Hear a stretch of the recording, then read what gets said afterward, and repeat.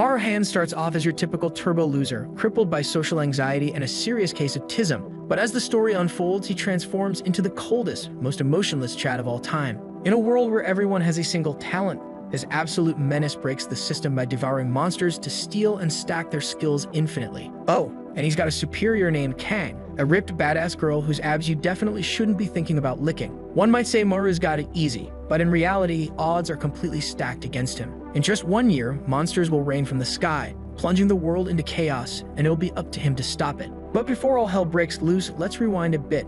The story begins in a restricted area in a camp in the middle of the forest. A guy's lying on the ground with blood on his shirt. In front of him, a bunch of people are dead. Desperate, he says that there's something inside this yellow dust. The outline of something approaches the guy, drawing a gigantic sword completely bathed in red with a few bells on the tip. The boy begs for help, but at that very moment, a strange creature leaps out of the bushes and grabs his foot. The guy is dragged into the smoke, leaving a trail behind. Sometime later, his body is found dead. A group of friends looks at him, commenting that he shouldn't have been wandering around there. The one with glasses complains that now they'll have to mark it as a casualty, while the one with black hair says that, judging by the footprints, they'll have to start working before it's too late. That's when the beautiful one hears the sound of water beside her. The three turn around and she starts moving with her hand in her pocket. She pulls out a knife and makes a cut on her hand. The blade becomes bathed and then her blood seems to interact with the sword, beginning to flow up her arm. The one with glasses then points to the dust and says it's coming. The girl takes a step forward and responds that she'll handle it. That little knife appears to have absorbed her entire arm and has now turned into a massive sword. On her back, it shows that she is part of the Yellow Dust Task Force. The scene then shifts to a completely different place. In a building, a job interview for public service in the city of Seoul is taking place. A bunch of people are in the waiting room while numbers are called. In the bathroom, someone says they feel like they're about to die. He doesn't want to go in, he just wants to go home. His heart is about to explode. With his hand on his chest, heart racing, he says this is impossible. He goes to the sink, splashes water on his face, and tries to calm down, repeating to himself that yes, he can do it. He just needs to take a few more pills, and even though there are a lot, at least they work. Suddenly, he glances to the side and a little bird lands on a branch. The tiny animal looks at him and the guy stares back intently. After a second of silence, the creature opens a big eye, asking what he's looking at and telling him he's screwed. However, the guy isn't even that shaken, just commenting that panic attacks really are a disaster. Meanwhile, on the way to the interview room, the news report shows that 4 guys who were camping went missing near a province. Our protagonist keeps walking, telling himself that he can do it. His name is Maruhan. He is 29 years old and the most average person possible.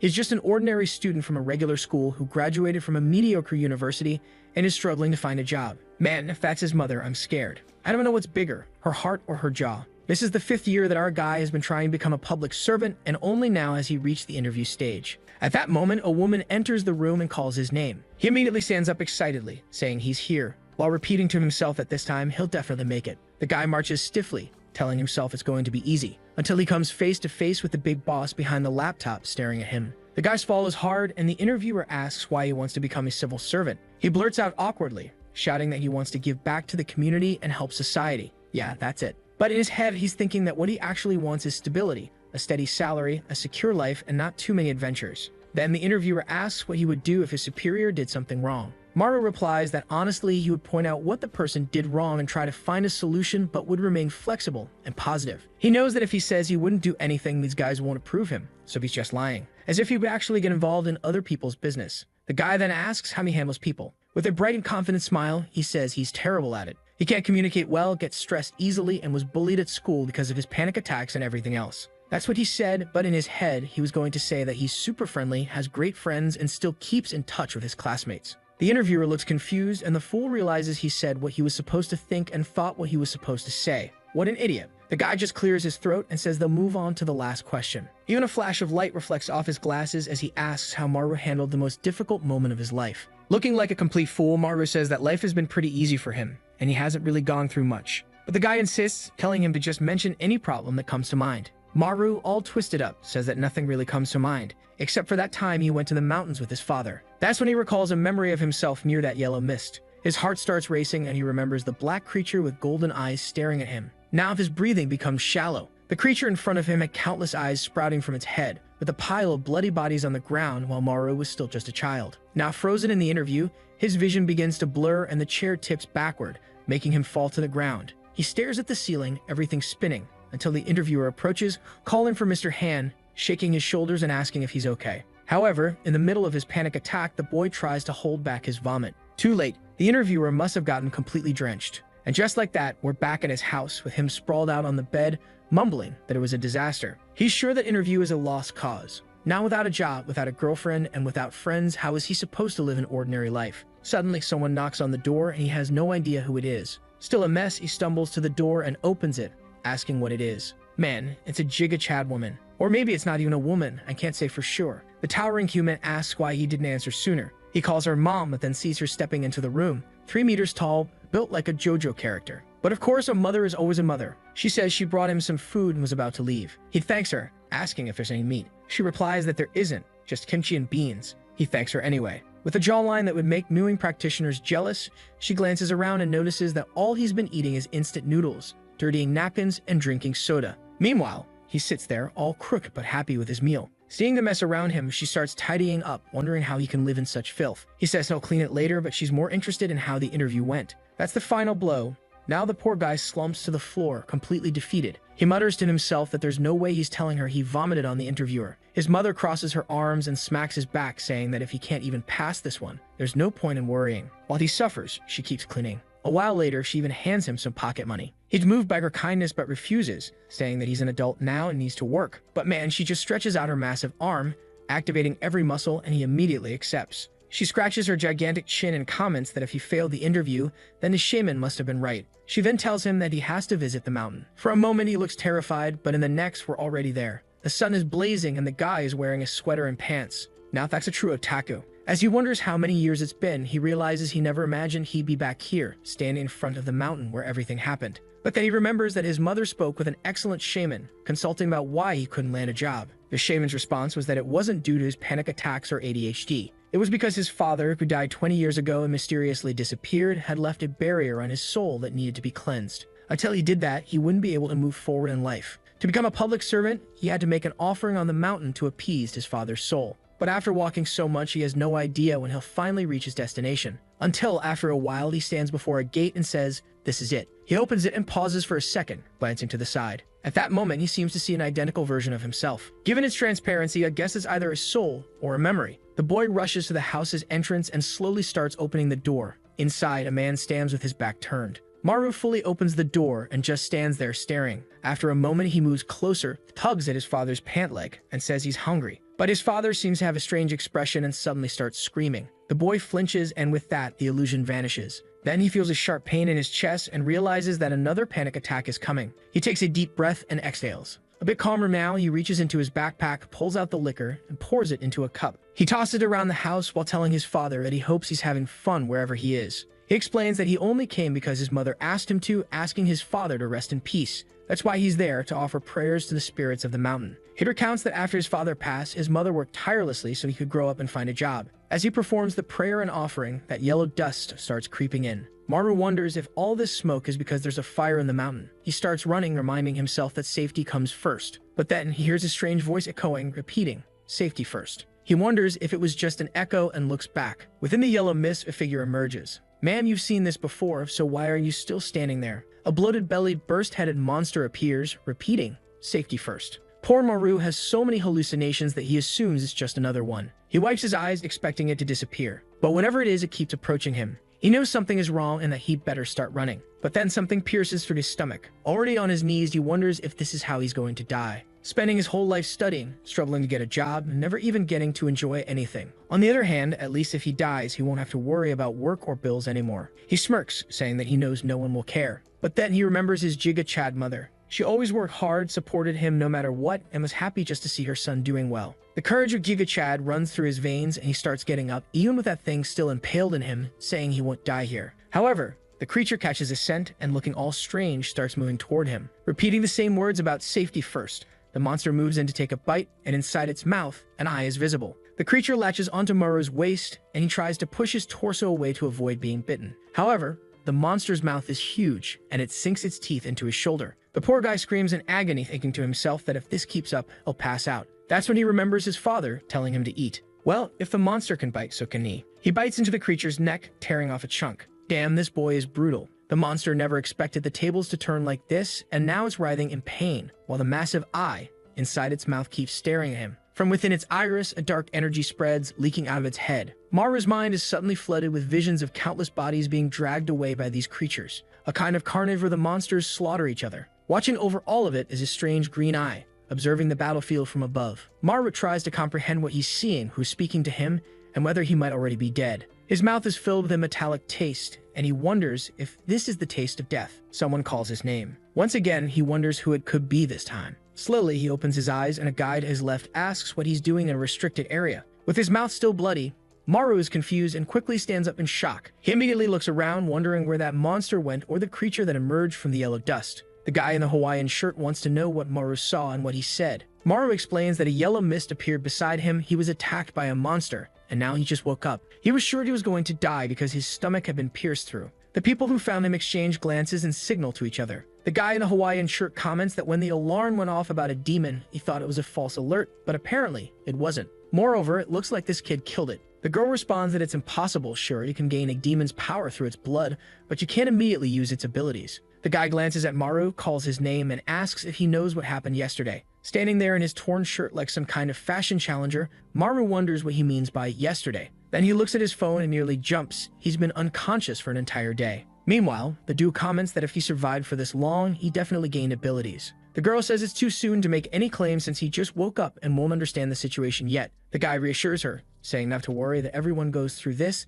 and places his hands on Maru's shoulders, saying he arrived at the perfect time. He's going to have to participate. Maru has no idea what the guy means, but he's told to change his clothes first since his current ones are in tatters. A short time later, they're back at the port for the orientation for new employees in the special service. Now Maru is sitting there in his old shirt, completely lost. How did he suddenly end up at an orientation for government officials? Not to mention the atmosphere is anything but welcoming. Everyone looks strange with unsettling expressions. That's when someone in red clogs walks in. She tugs on her pants and damn, another Giga Chad woman. Seriously, is everyone here doing mewing? She introduces herself as Yu Young, head of this place, and welcomes the new employees. Maru raises his hand and says that maybe he shouldn't be participating in this event, but she just tells him not to worry, that she just received his information and he's been admitted. Congratulations, he's a new hire. The poor guy stands there, completely baffled by what this crazy woman is talking about. She continues with her script, saying that everyone here should already be familiar with the special employees of this place. Their job is to protect lives. First and foremost, they are not allowed to tell their family, relatives, or anyone close to them that they work here. If this information leaks, they will be punished for violating national security laws.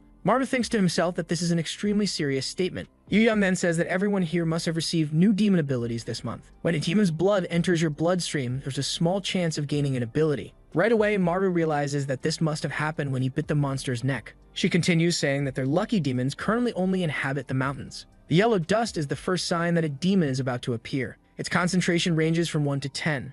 Obviously, the more dust, the stronger the creature. She then calls for Xianwu, who raises his hand. She remarks that since he received the ability from a level 7 creature, she's looking forward to seeing his potential. The handsome guy responds confidently, saying he'll do his best and she doesn't need to worry. Then Yu Young shifts her attention to Maru. She mentions that he received an ability from a level 1 demon and asks what it is. Still disoriented, he admits that he has no idea what his ability is yet. Immediately, some smug bastard nearby starts laughing. That guy deserves a bite on the neck. Or maybe not. Something tells me that would be peculiar. Better let it slide. Maru feels annoyed but decides to ignore it. After all, his priority is to get out of this place as soon as possible. Suddenly, a loud alarm blares in the room. Yu Young says it's perfect timing. This is the warning that a demon has appeared. The very next moment, they're climbing the mountain. She announces that it's time for the practical test, the perfect opportunity for them to test their new abilities. Of course, the one questioning why the hell he's even here is our dear Maru. What he really wants is to get out of here before things get dangerous. But just as he's thinking once again about safety, he encounters the damned yellow dust. His expression says it all. He's scared shitless. Then through the thick fog, he sees the silhouette of a woman. It's the mummy-armed girl and he wonders if she's okay. At that moment, she turns around and Maru is startled. She had impaled a 3-meter-tall creature with a stake. Maru stumbles to the ground in shock while everyone else looks on in awe. Yu Young tells them all to pay attention because the practical test has begun. The creature in front of them looks strong, but it's just a rank 1 demon, the weakest there is. Captain Kang had already pinned it against the wall, so no one needed to worry. Kang, however, was more interested in the kid with the dumbstruck face, the one who somehow killed a demon all by himself yesterday. She was curious about the potential of someone who gained powers at the exact moment they faced a creature, since that was extremely rare. Yu Young, on the other hand, was excited. She ordered everyone to start using their abilities. But our boy was just standing there in the cold, staring at that massive creature, thinking that this woman had lost her mind. How was he supposed to fight something like that? A panic attack surged back, his chest tightened, and breathing became difficult. In the blink of an eye, he found himself standing on top of a red river. A creature with black limbs approached. It seemed to be some kind of woman-dog hybrid, covered in shaggy hair. Ugly as hell. He was just standing there, suffering quietly, when the monster nearly placed its hand on his head. The creature grasped his entire skull, shifted to the side, and told him to eat. So the bastard's got a Naruto QB situation going on in his head. But on the outside, he was giving off serious Tokyo Ghoul vibes. Because while everyone else was tense, he was practically drooling, saying he wanted to eat. And not just a little drool, no, this was some high-quality illustrated saliva. Someone touched his shoulder, startling him. It was Shanwoo, asking if he was laughing out of sheer terror. Honest as ever, Maru responded that no, he was just starving. Man, I already want to punch this damn Shanwoo for thinking Maru is pathetic for being hungry at a time like this. Now that I know our boy is Tokyo Ghoul, maybe he really does deserve a bite. Maru calmed himself down, wondering what the hell that was and why he was so hungry. At the top of the mountain, Yu Young called for everyone's attention. Before they could use their abilities, she needed to explain the basics. She clarified that the very existence of the yellow mist was due to the demons. Obviously, the stronger the demon, the more mist it produced. She then pulled out a knife and said that wasn't all. Making a small cut on her hand, she explained that those who had received demon powers also had enhanced regeneration when inside the mist. However, a fatal wound would still kill them, so they needed to be careful. Additionally, their powers only activated within the mist while fighting creatures. Outside of it, they were nothing more than ordinary people. Seunwoo, the most humble man in Korea, yawned and asked how long she was going to keep talking. The most important part should have been mentioned first, how to activate the power. He then said he'd give it a try. Biting his own lip, blood started to flow and the yellow mist drifted toward him. Something within him seemed to activate. He felt his strength increasing and his eyes turned golden. The secret was to let the mist enter his bloodstream. He put on a glove and declared that it was time to begin. Suddenly, the stake that had been lodged in the monster's head exploded. Kang shouted for everyone to be careful as the yellow mist began surrounding them. Now free, the monster started moving, letting out a roar in their direction before slamming the ground. The poor newbies who had just started this job were already terrified. Kang moved to intervene, but Yu Young ordered her to stay put. Kang insisted that this was too much for beginners. But Yu Young still refused, saying that this was the perfect time for practice. If they couldn't handle a level 1 creature, they would just die anyway. The monster suddenly sniffed the air and locked eyes directly on Maru, who was standing there, scared stiff. He immediately wondered why this damn thing was looking at him. Then, out of nowhere, the monster's hand opened and a knife shot out, flying straight at Maru. Damn thing was fast. Maru took a hit to the arm, collapsing to the ground in agony. Kang felt sorry for him as he writhed in pain. He got back up, arm throbbing, but the monster was already closing in, ready to crush him. The beast landed right beside him, creeping closer. The two locked eyes as it reached out. But suddenly, something burst out of the ground. A monstrous centipede wrapped itself around the creature. It was choking the beast, staring it down. Turns out, this was Seunwoo's ability, the demon centipede. For someone who loves being handsome, his power was ugly as hell. Then the female student attacked from behind, slicing the monster's head. Her ability was from the Rojo demon, whatever that was. What I do know is that the monster just lost half its brain and was now screaming toward the sky, spreading more mist. The girl smirked, saying at least they had won. But then the yellow mist swirled back into the monster's head, restoring it completely. Now the idiots realized that the creature's regeneration was also insanely powerful. The monster grabbed the centipede and yanked it from Seunwoo's neck. Since it was connected to his arm, the creature used it like a whip, fleeing Seunwoo into the girl. Then it pulled Seunwoo back in, squeezing him tight. This thing was petty. Opening its massive mouth, it prepared to take a bite, when suddenly, something snapped inside a glove. The monster's neck twisted violently, and it let go of Seunwoo. Now it made sense. Seunwoo wasn't just some flashy dude. The bastard was stylish. He had the ability of the temple demon. Apparently, when he broke his own bones, he could break the monster's too. The creature lunged at him, but Seunwoo took off his glove and shattered his own wrist, telling it to die. With that, the monster's entire neck twisted and exploded. Its body collapsed to the ground, leaving its head at his feet like a soccer ball. Seunwoo explained that once a demon's head was severed, it could no longer emit or absorb mist. So that was it. The rest of the trainees were left stunned. He commented that it was a good chance to test something new. But then Kang appeared behind him and asked if he intentionally broke her stake to wake up the demon. The kid had villain potential. He simply denied it. No, of course not. Where was the proof? But she grabbed his arm and said they could find out real quick, by breaking his fingers to see if her weapon shattered again. With that, Yudong clapped her hands, cutting in and praising Seunwoo for doing well on his first try. However, someone was missing. Our boy had bolted out of there. He wanted no part in this, working a job like this. No way. He wanted peaceful, ordinary life, not one where he had to fight demons with cursed powers. But someone needed to tell him that he was the protagonist of this story, so he wouldn't be escaping the action anytime soon. Yu Young shook her head, saying that someone who ran away like that wasn't qualified to be a special agent. Meanwhile, Kang was still trying to process what she had seen earlier. There were countless targets in that area, yet the creature had clearly chosen to go after him. Yu Yang immediately ordered them to find him and check if he was still alive. But then Kang was the only one who noticed the obvious. Why hadn't the yellow mist disappeared if the leader was dead? Now everyone else started wondering the same thing. Meanwhile, Maru stood in front of a gate that was exuding an insane amount of mist. He wondered why it was there. At that very moment, a new monster appeared. The thing was huge, at least 15 meters tall, and Maru immediately ducked behind a bush. Why him again? Of all people, why did he, the one most desperate to escape, have to run into something like this? He took another peek to see if it had vanished, but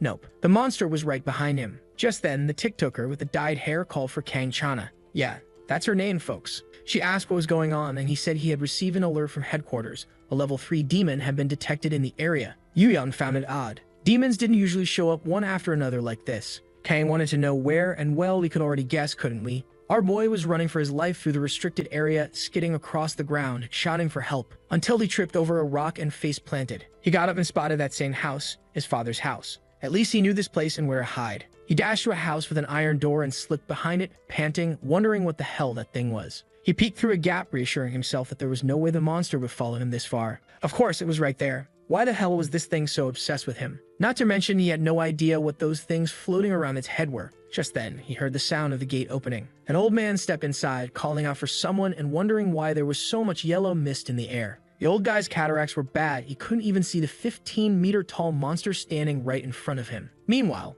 the creature was grinning, ready to devour him. Maru knew he had to do something to save this old man before he got killed. The problem? He wasn't strong enough. How was he supposed to pull this off? That's when he remembered what Yu Yang had explained. Those who had received demon abilities could regenerate wounds while inside the mist. However, a fatal wound would still be enough to kill him. His hands trembled. He knew he might die. Maybe he should just stay hidden and save himself instead of throwing his life away for some stranger. The old man squinted into the distance, asking if that was Chang's mother. Even the monster seemed confused, repeating her words. The old woman took a step forward, scolding it for mimicking her. Then she froze. Now that was close. Her eyesight might have been bad, but this close-up, her cataracts weren't a problem anymore. She could see the massive creature standing right in front of her. Terrified, she stumbled back, struggling to comprehend what she was looking at. Meanwhile, the monster just kept repeating her words. It raised a single finger and spikes took aim. Then, it attacked. Blood splattered. And I haven't bet $1 million that Maru had thrown himself in front of it and taken the hit. Sure enough, as the old woman slowly opened her eyes, she found the boy bleeding out in her lap.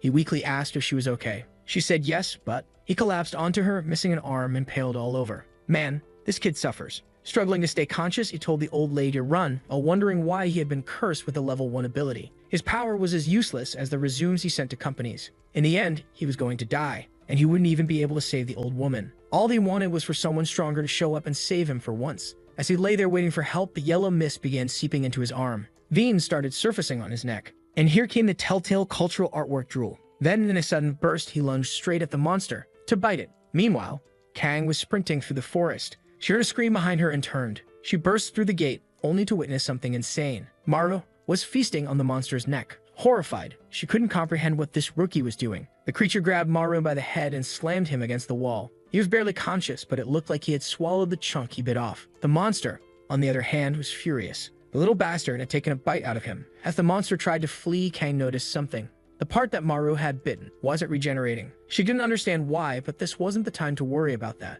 She charged at the monster, leaping high and grabbing one of its crystals. With that, she activated her Steel Demon ability, transforming the crystal into a sword. The monster roared, hurling spikes at her. She turned just in time, and reflected them all with the blade. The creature was forced to defend itself against its own attack. But now, she was right in front of it, deadly, beautiful. With a precise vertical slash, the creature was split in half, and with that, it crumbled into dust. The battle was finally over. Blood rained over the scene, drenching the area in red. She approached the old woman, asking if she was okay. The woman seemed to have fainted. Moments later, she suddenly woke up, confused. Kang, now completely clean, probably because the blood had turned to dust, casually reassured her, saying that a wild boar had passed through. That was all. The old woman muttered that boars often passed by around here. Kang assured her not to worry. She would handle the problem. The woman thanked her for her hard work and returned home. Kang's expression changed immediately. She turned toward Maru, determined to find out what this kid was. She had never heard of someone with a level 1 ability regenerating an entire arm out of nowhere. In theory, his ability should have been weak. Cut to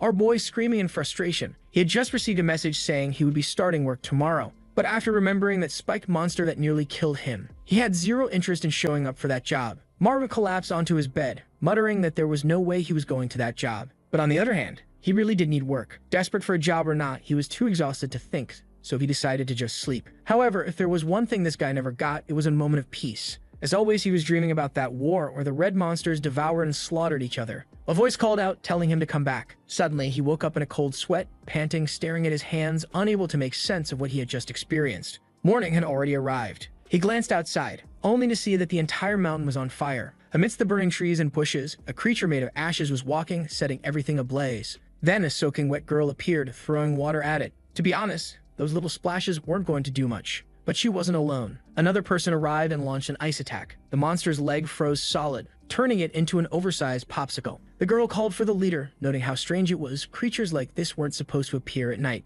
But the guy told her not to worry about that yet. First, they had to stop the fire from spreading. The monster was beginning to melt the ice. He pulled out 2 swords, saying he would take care of it. He charged toward the creature. But right at that moment, something emerged from his forehead. A sinister eye opened, issuing a command. Bring that person. Instantly, the monster broke free. The captain and the creature closed in on each other. One prepared to slash, the other about to throw a punch. At the very least, the guy managed to block, but even then, he was sent flying into a tree, crashing hard against it. He was wrecked. The soaking wet girl called for the leader, panicked. But the creature hunched down and a cauldron formed on its back. Lava began to spill out, and the captain realized that the monster was getting bigger and stronger. Meanwhile, at headquarters in Seoul, the monitors were flashing red, blaring emergency alerts. Yu Young demanded a status report. With all these warning signals, it was obvious things were going south fast. A staff member reported that 20 mountains were under attack simultaneously. The way these creatures were appearing had suddenly changed. This had only started happening this week, but no one knew why. One of the staff members interrupted, saying they were getting an urgent call from Busan.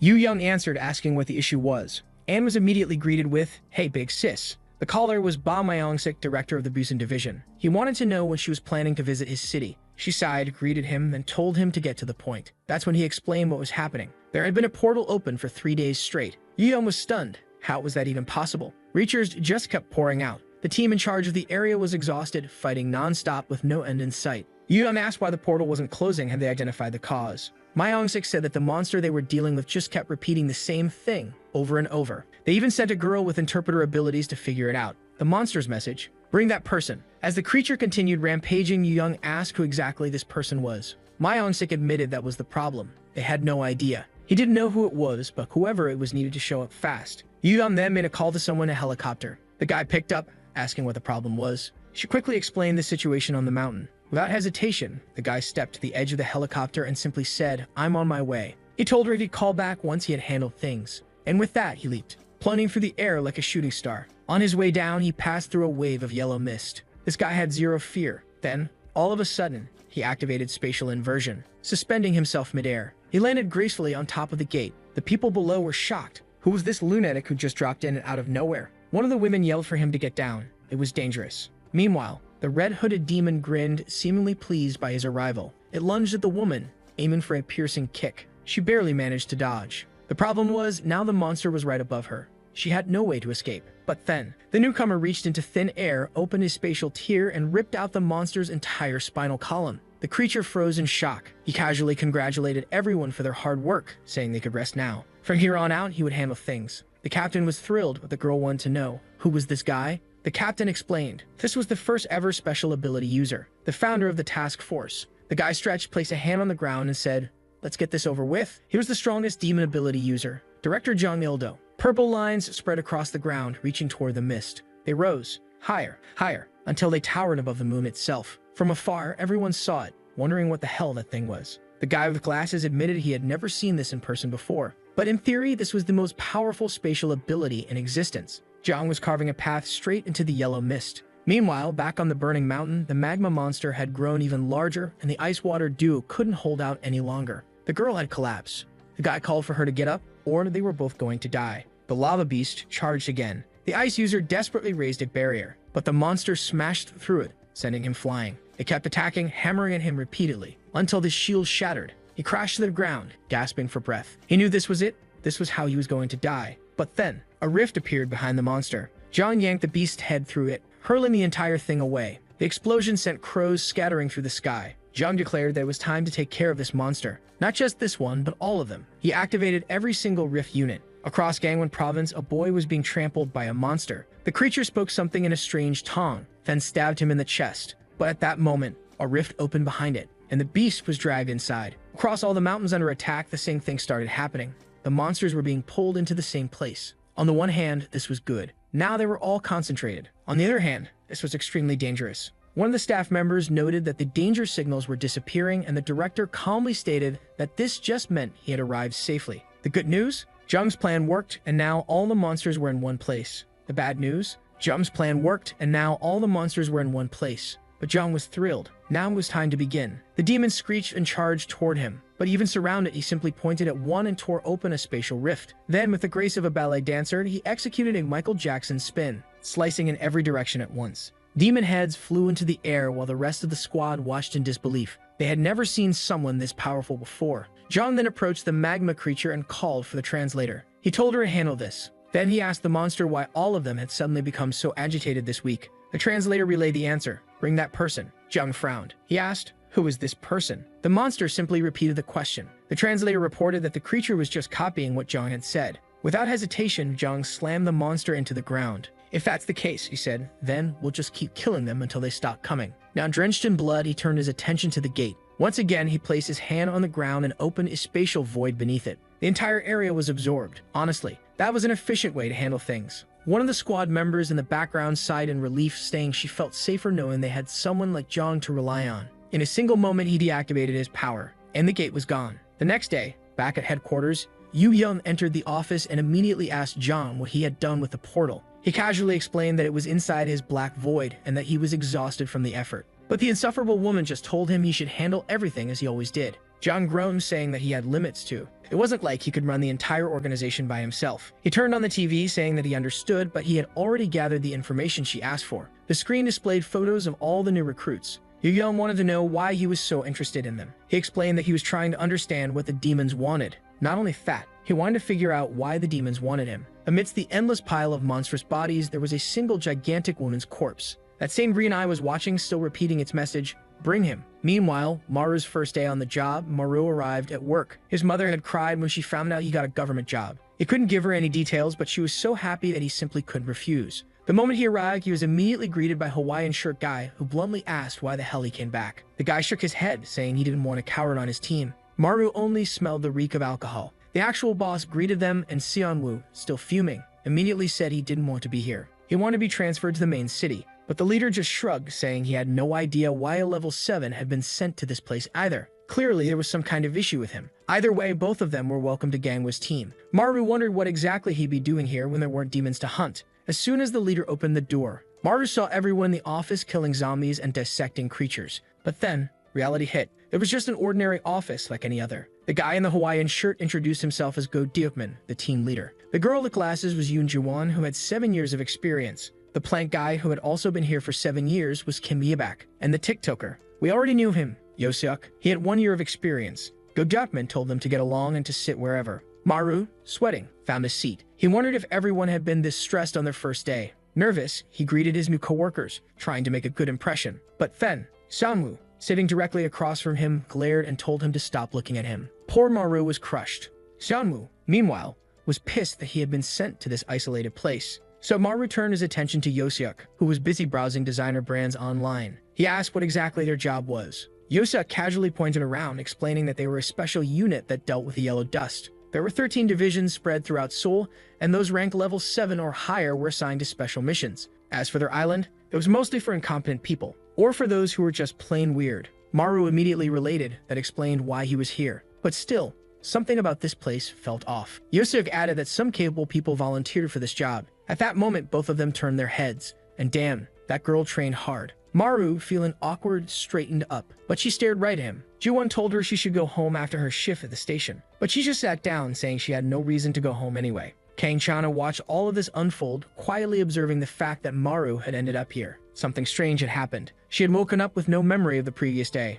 Meanwhile, Maru was shocked to learn that he would be getting hazard pay. The salary was good, but the fact that hazard pay existed made it very clear that his life was constantly in danger. Then, Yoseok mentioned that it was 5 times the normal salary. Maru's expression completely changed. That was a lot of money. Yoseok, annoyed, told him to stop bothering him. He was busy. Maru, meanwhile, was just wondering what the hell he was supposed to do in this place. Time passed. He was getting used to things. He never imagined he'd land such an easy job that paid so much. Then Goodupman stretched, announcing that the workday was over. He approached the two newbies, asking if they had any difficulties or questions. Xianwu simply said no. Maru, however, had one question. He wanted to know where demons actually came from and why they existed. Goodupman just shrugged. Nobody knew. Xianwu added that most people believed they came from above. Maru realized that nobody knew where these creatures came from, but nobody seemed to care either. Humanity was doomed. It was frustrating, but somehow, these people were doing their jobs no matter how bizarre things were. Back at headquarters, Yu Yang rode the elevator down. She found Zhang standing in front of a golden capsule. He asked her what she thought. She glanced at some reports commenting that the monster appearances seemed to have stabilized. Zhang, however, continued staring at the swirling yellow mist, wondering what had caused this sudden surge of creatures.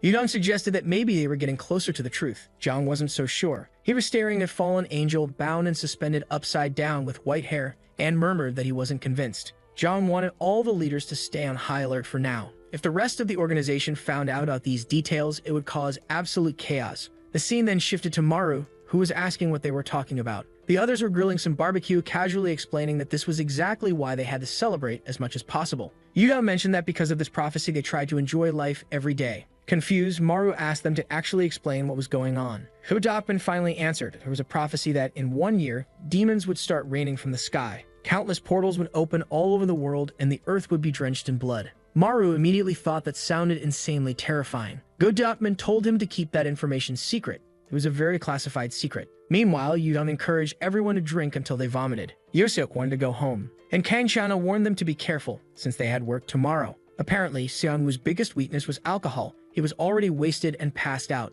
Maru, however, kept telling everyone to stop drinking while wondering why no one seemed to be scared about this apocalypse prophecy. At that exact moment, a golden light shone above a mountain. A gate opened in the sky. Yellow dust began pouring out. Countless hands emerged from within. The moment the first bald-headed monster began appearing, everyone's phones blared with an emergency alert. Yu Yang sighed, disappointed, complaining that nighttime disasters were annoying because she just wanted some time to relax. Meanwhile, Kang Chana stood up, saying she'd be back soon. Xianwu immediately said he was going with her, but she refused, saying that she wanted to take Han Maru with her. Maru wanted nothing to do with this, yet here he was, forehead pressed against the car window, wondering how he had ended up in this mess. Kang then called his name, reassuring him that he didn't need to worry so much about the prophecy. Maru replied that this wasn't something to be taken lightly, but she confidently said she was sure that the people at the top were already making the necessary preparations. He might not know it, but countless powerful individuals worked in this organization. Right now, all they had to focus on was locating the demons and killing them. Maru was terrified, but he was also absolutely smitten by how cool she was. She then mentioned that he seemed to have a special kind of ability, and she was excited to see what he could do. Maru was thrilled for the first time someone actually expected something from him. Then she casually remarked, "I've never seen someone eat like you before." She wondered if it was some kind of gluttony demon ability. Maru had no idea what she was talking about. She explained that it literally seemed like he had the power to eat demons. He hated the sound of that. But then, the scene cut to a monster being impaled. Kang had easily pinned the thing down and turned to him. "You're really gonna make me say it? Eat it." Beaming, she explained that his ability seemed to prevent regeneration, so she wanted to see it in action. It was time for him to take a bite. Maru hesitated, ripping the monster's tentacle. At this point, he figured he might as well do his job. The creature was disgusting, but he told himself to just think of it as eating octopus at a restaurant. He leaned in, teeth bared, but barely nibbled. Kang scolded him, telling him to actually put some effort into it. He needed to bite like he meant it. Maru sighed, said he understood, and reluctantly started chewing. The next day, back at the office, Maru was dying. His entire body ached. Xianwu immediately smirked and said he heard that Maru threw up yesterday. What an idiot. Maru didn't even care. He just asked Xianwu what exactly he expected from him. Xianwu scoffed. Someone like him should have never been sent here. They should assign someone actually useful. He should be grateful that Commander Kang had even the slightest interest in his ability. Then he walked off, flat out calling Maru useless trash. Maru was completely roasted, but to be fair, the guy had a point. He needed to wake up and start trying harder. That was when the alarm rang. Kang stood up, about to call his name. But Maru was in the bathroom, hands on his face, trying to figure out how he was going to get used to eating monsters. He had an ability, which was good, but his ability was to eat monsters, which was not good. As he walked down the hallway, he suddenly ran into Kang, and nearly had a heart attack. His soul practically left his body. She raised an eyebrow and asked if he had been hiding in the bathroom. Maru admitted that yes, he had heard the alarm, but he got food poisoning after biting that creature. Kang sighed, lowering her head. "So you're really not suited for this job," she muttered. She explained that he didn't have to work for the government just because he had a special power. There was another option. He could just sign a contract stating that he wouldn't talk about this to anyone. Then he could live his life under constant surveillance for the rest of his days. Maru was shocked. He thought the alternative would be a little easier than that. Kang added that this was better than dying on the battlefield. People with his level of mental fortitude usually didn't last very long. The way he was acting, he could easily be sent on a mission to save someone and end up letting them die because of a mistake. If he really couldn't do this, he needed to leave the job now. Kang leaned in real close and said, "We don't need people who are useless." Damn, poor Maru. He got roasted everywhere he went. Meanwhile, at the office, Kang figured that Maru had probably given up. You'd think this was the start of his motivation arc. But no, he was standing on a bridge, actually happy for once. Maybe he really wasn't cut out for this. Maybe living under surveillance was better than dying in battle. Poor guy had no idea he was the protagonist of this story, meaning escape was impossible. Right at that moment, his phone rang. It was his mother. He picked up, already thinking about how he didn't want to keep fighting monsters. He answered with a, "Hey, what are you up to?" She told him she was on a hiking trip to Inwang Mountain. Maru froze. Then he put a hand over his face and groaned. Hadn't he already told her to stop climbing mountains? But then, the call quality suddenly worsened. His mother paused, confused, asking why there was so much yellow dust in the air. Instantly, his heart dropped. The call cut off. Oh hell no. Now the motivation arc was kicking in. Inwang Mountain, the security team. The security team was already on site, preparing to deal with a demon. The guards stood frozen, unsure of what to do. One of them glanced up and saw a creature perched in a tree, gnawing on a human arm. A crystal gleamed on its forehead. It smiled at them. Meanwhile, Maru was sprinting toward the mountain. Seconds later, everyone on the security team was already dead. The level 5 demon was devouring the new recruits, and no one was left to stop it. But then, a heavyset woman, the regional leader, arrived. She activated her duplication ability and told the survivors to call for backup while she stalled the monster. One of them ran to use the landline. Since phones didn't work in this area, it was their only option. Back at headquarters, Yu Young received the emergency request and immediately started coordinating the response. She explained that civilians were in immediate danger. If that level 5 demon made it down to the city, it would be a massacre. They were running out of time. Everyone needed to move now. Meanwhile, Maru arrives. But guess who was already there? Maru. He jumped out of a taxi, sprinting full speed toward the entrance. He reached the hiking tour group and frantically looked around for his mother. Not seeing her, he asked one of the guides to let him through. His mother was inside. The guide refused, saying it was too dangerous. There were wild animals in the area. Wild animals, my ass. Maru knew the truth. It wasn't animals, it was demons. While the guards were busy securing the main entrance, he was already climbing a mountain from the other side. It was the fastest road up. As he climbed, he prayed that his mother was safe. Deep in the mist, amidst the thick yellow mist, someone was struggling with a twisted ankle. It was Giga Chad Mom. She casually bent down, told the injured woman to climb on her back, and carried her. Then, she paused, noticing something moving in the fog. "What is that?" she muttered. A hand reached for her. Maru arrived, panicked. His mother turned in shock. "How the hell did you find me?" He explained that he had seen her social media post. She wanted to ask about his new government job, but he brushed it off. Not important right now. The other woman smiled, saying, "Oh, so this is the son you were talking about? I'm so happy for you. A government job is a big deal." Maru's mother beamed. "Yes, now all I have to do is find him a wife, but he's not very popular with girls." Maru sighed. "Can we focus here? We need to leave, now." Then, he felt something. The demon was right above him. He looked up and locked eyes with it. Instantly, his panic attack hit. His breathing staggered. He couldn't move. Every time he saw a demon, this happened. How the hell was he supposed to protect his mother like this? The attack. From below, the injured woman noticed something was wrong. "Hey, that boy looks weird." Maru's mother suddenly screamed his name. The demon turned and leaped at her. She reached out for her son, just as the demon lunged to grab her. Maru dove forward, but tripped, tumbling down the slope like an idiot. Too late. The demon was about to bite down on his mother. Maru screamed. But then, a surprise attack. The demon collapsed, its back bleeding. Maru, confused, stared at the creature. Where did those knives in its back come from? His mother freaked out. What the hell is that? Then she noticed something on her son's head. Maru looked up and realized the knives were his. Oh shit. He had absorbed the power of a demon he had eaten. He suddenly remembered. One of the creatures he fought had this exact ability. Then he felt something weird in his back, and another knife formed. Holy shit, he could control it. That meant his power wasn't just stopping regeneration. He could steal abilities. He smirked. Alright, let's see what this power can do. The demon was already down, crawling away. It was weaker than he expected. That was weird. Why was everyone on the mountain struggling against something this weak? Meanwhile, a different part of the mountain, a wounded soldier was slumped against the fence. 2 agents from headquarters approached him. "Are you alright?" Shaking, the man stammered. "The demon, it was terrifying. It destroyed my team." One of the agents rubbed his chin, doubtful. "That's hard to believe. The leader of this region is a level 7 user." Another agent, slicked back hair, asked, "What ability did the level 5 demon have?" The soldier answered,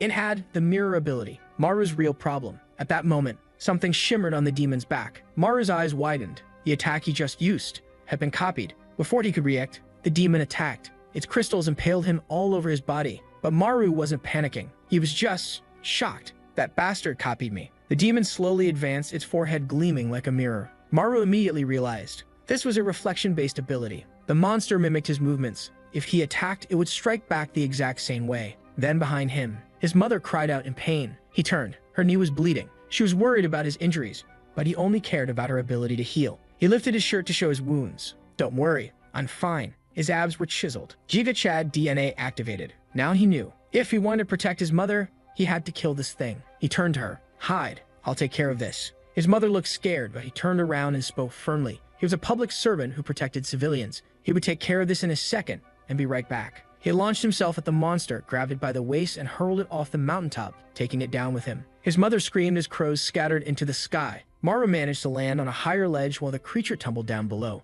He got up, body aching, regenerating little by little. For now, his priority was to keep the demon as far from his mother as possible. If he bought enough time, the mountain team would arrive to handle the situation and everything would turn out fine. But the two agents who had just arrived from headquarters ran into something much worse. It wasn't just a single level 5 creature. There were many invading. A horde of monsters stood there staring while one of the agents looked around, trying to understand why they all looked so similar. The bald agent muttered that the mountain leader had a duplication ability, meaning she had been copied. He knew he had to destroy the original body. The problem was figuring out which one it was. The other agent, completely unfazed, just grinned and said it didn't matter. He just needed to kill all of them. He lunged forward and punched the ground, creating a shockwave that sent the creatures flying. The bald agent sighed, thinking his partner was truly an idiot. But he was sure of one thing. Based on how the clones were fighting, the original wasn't here. There was obviously the one absorbing yellow dust just below Maru. Maru realized that this damn thing was regenerating as fast as he was. The problem was, he was starting to get exhausted from having to heal constantly. Then a voice spoke. What's wrong, Maru?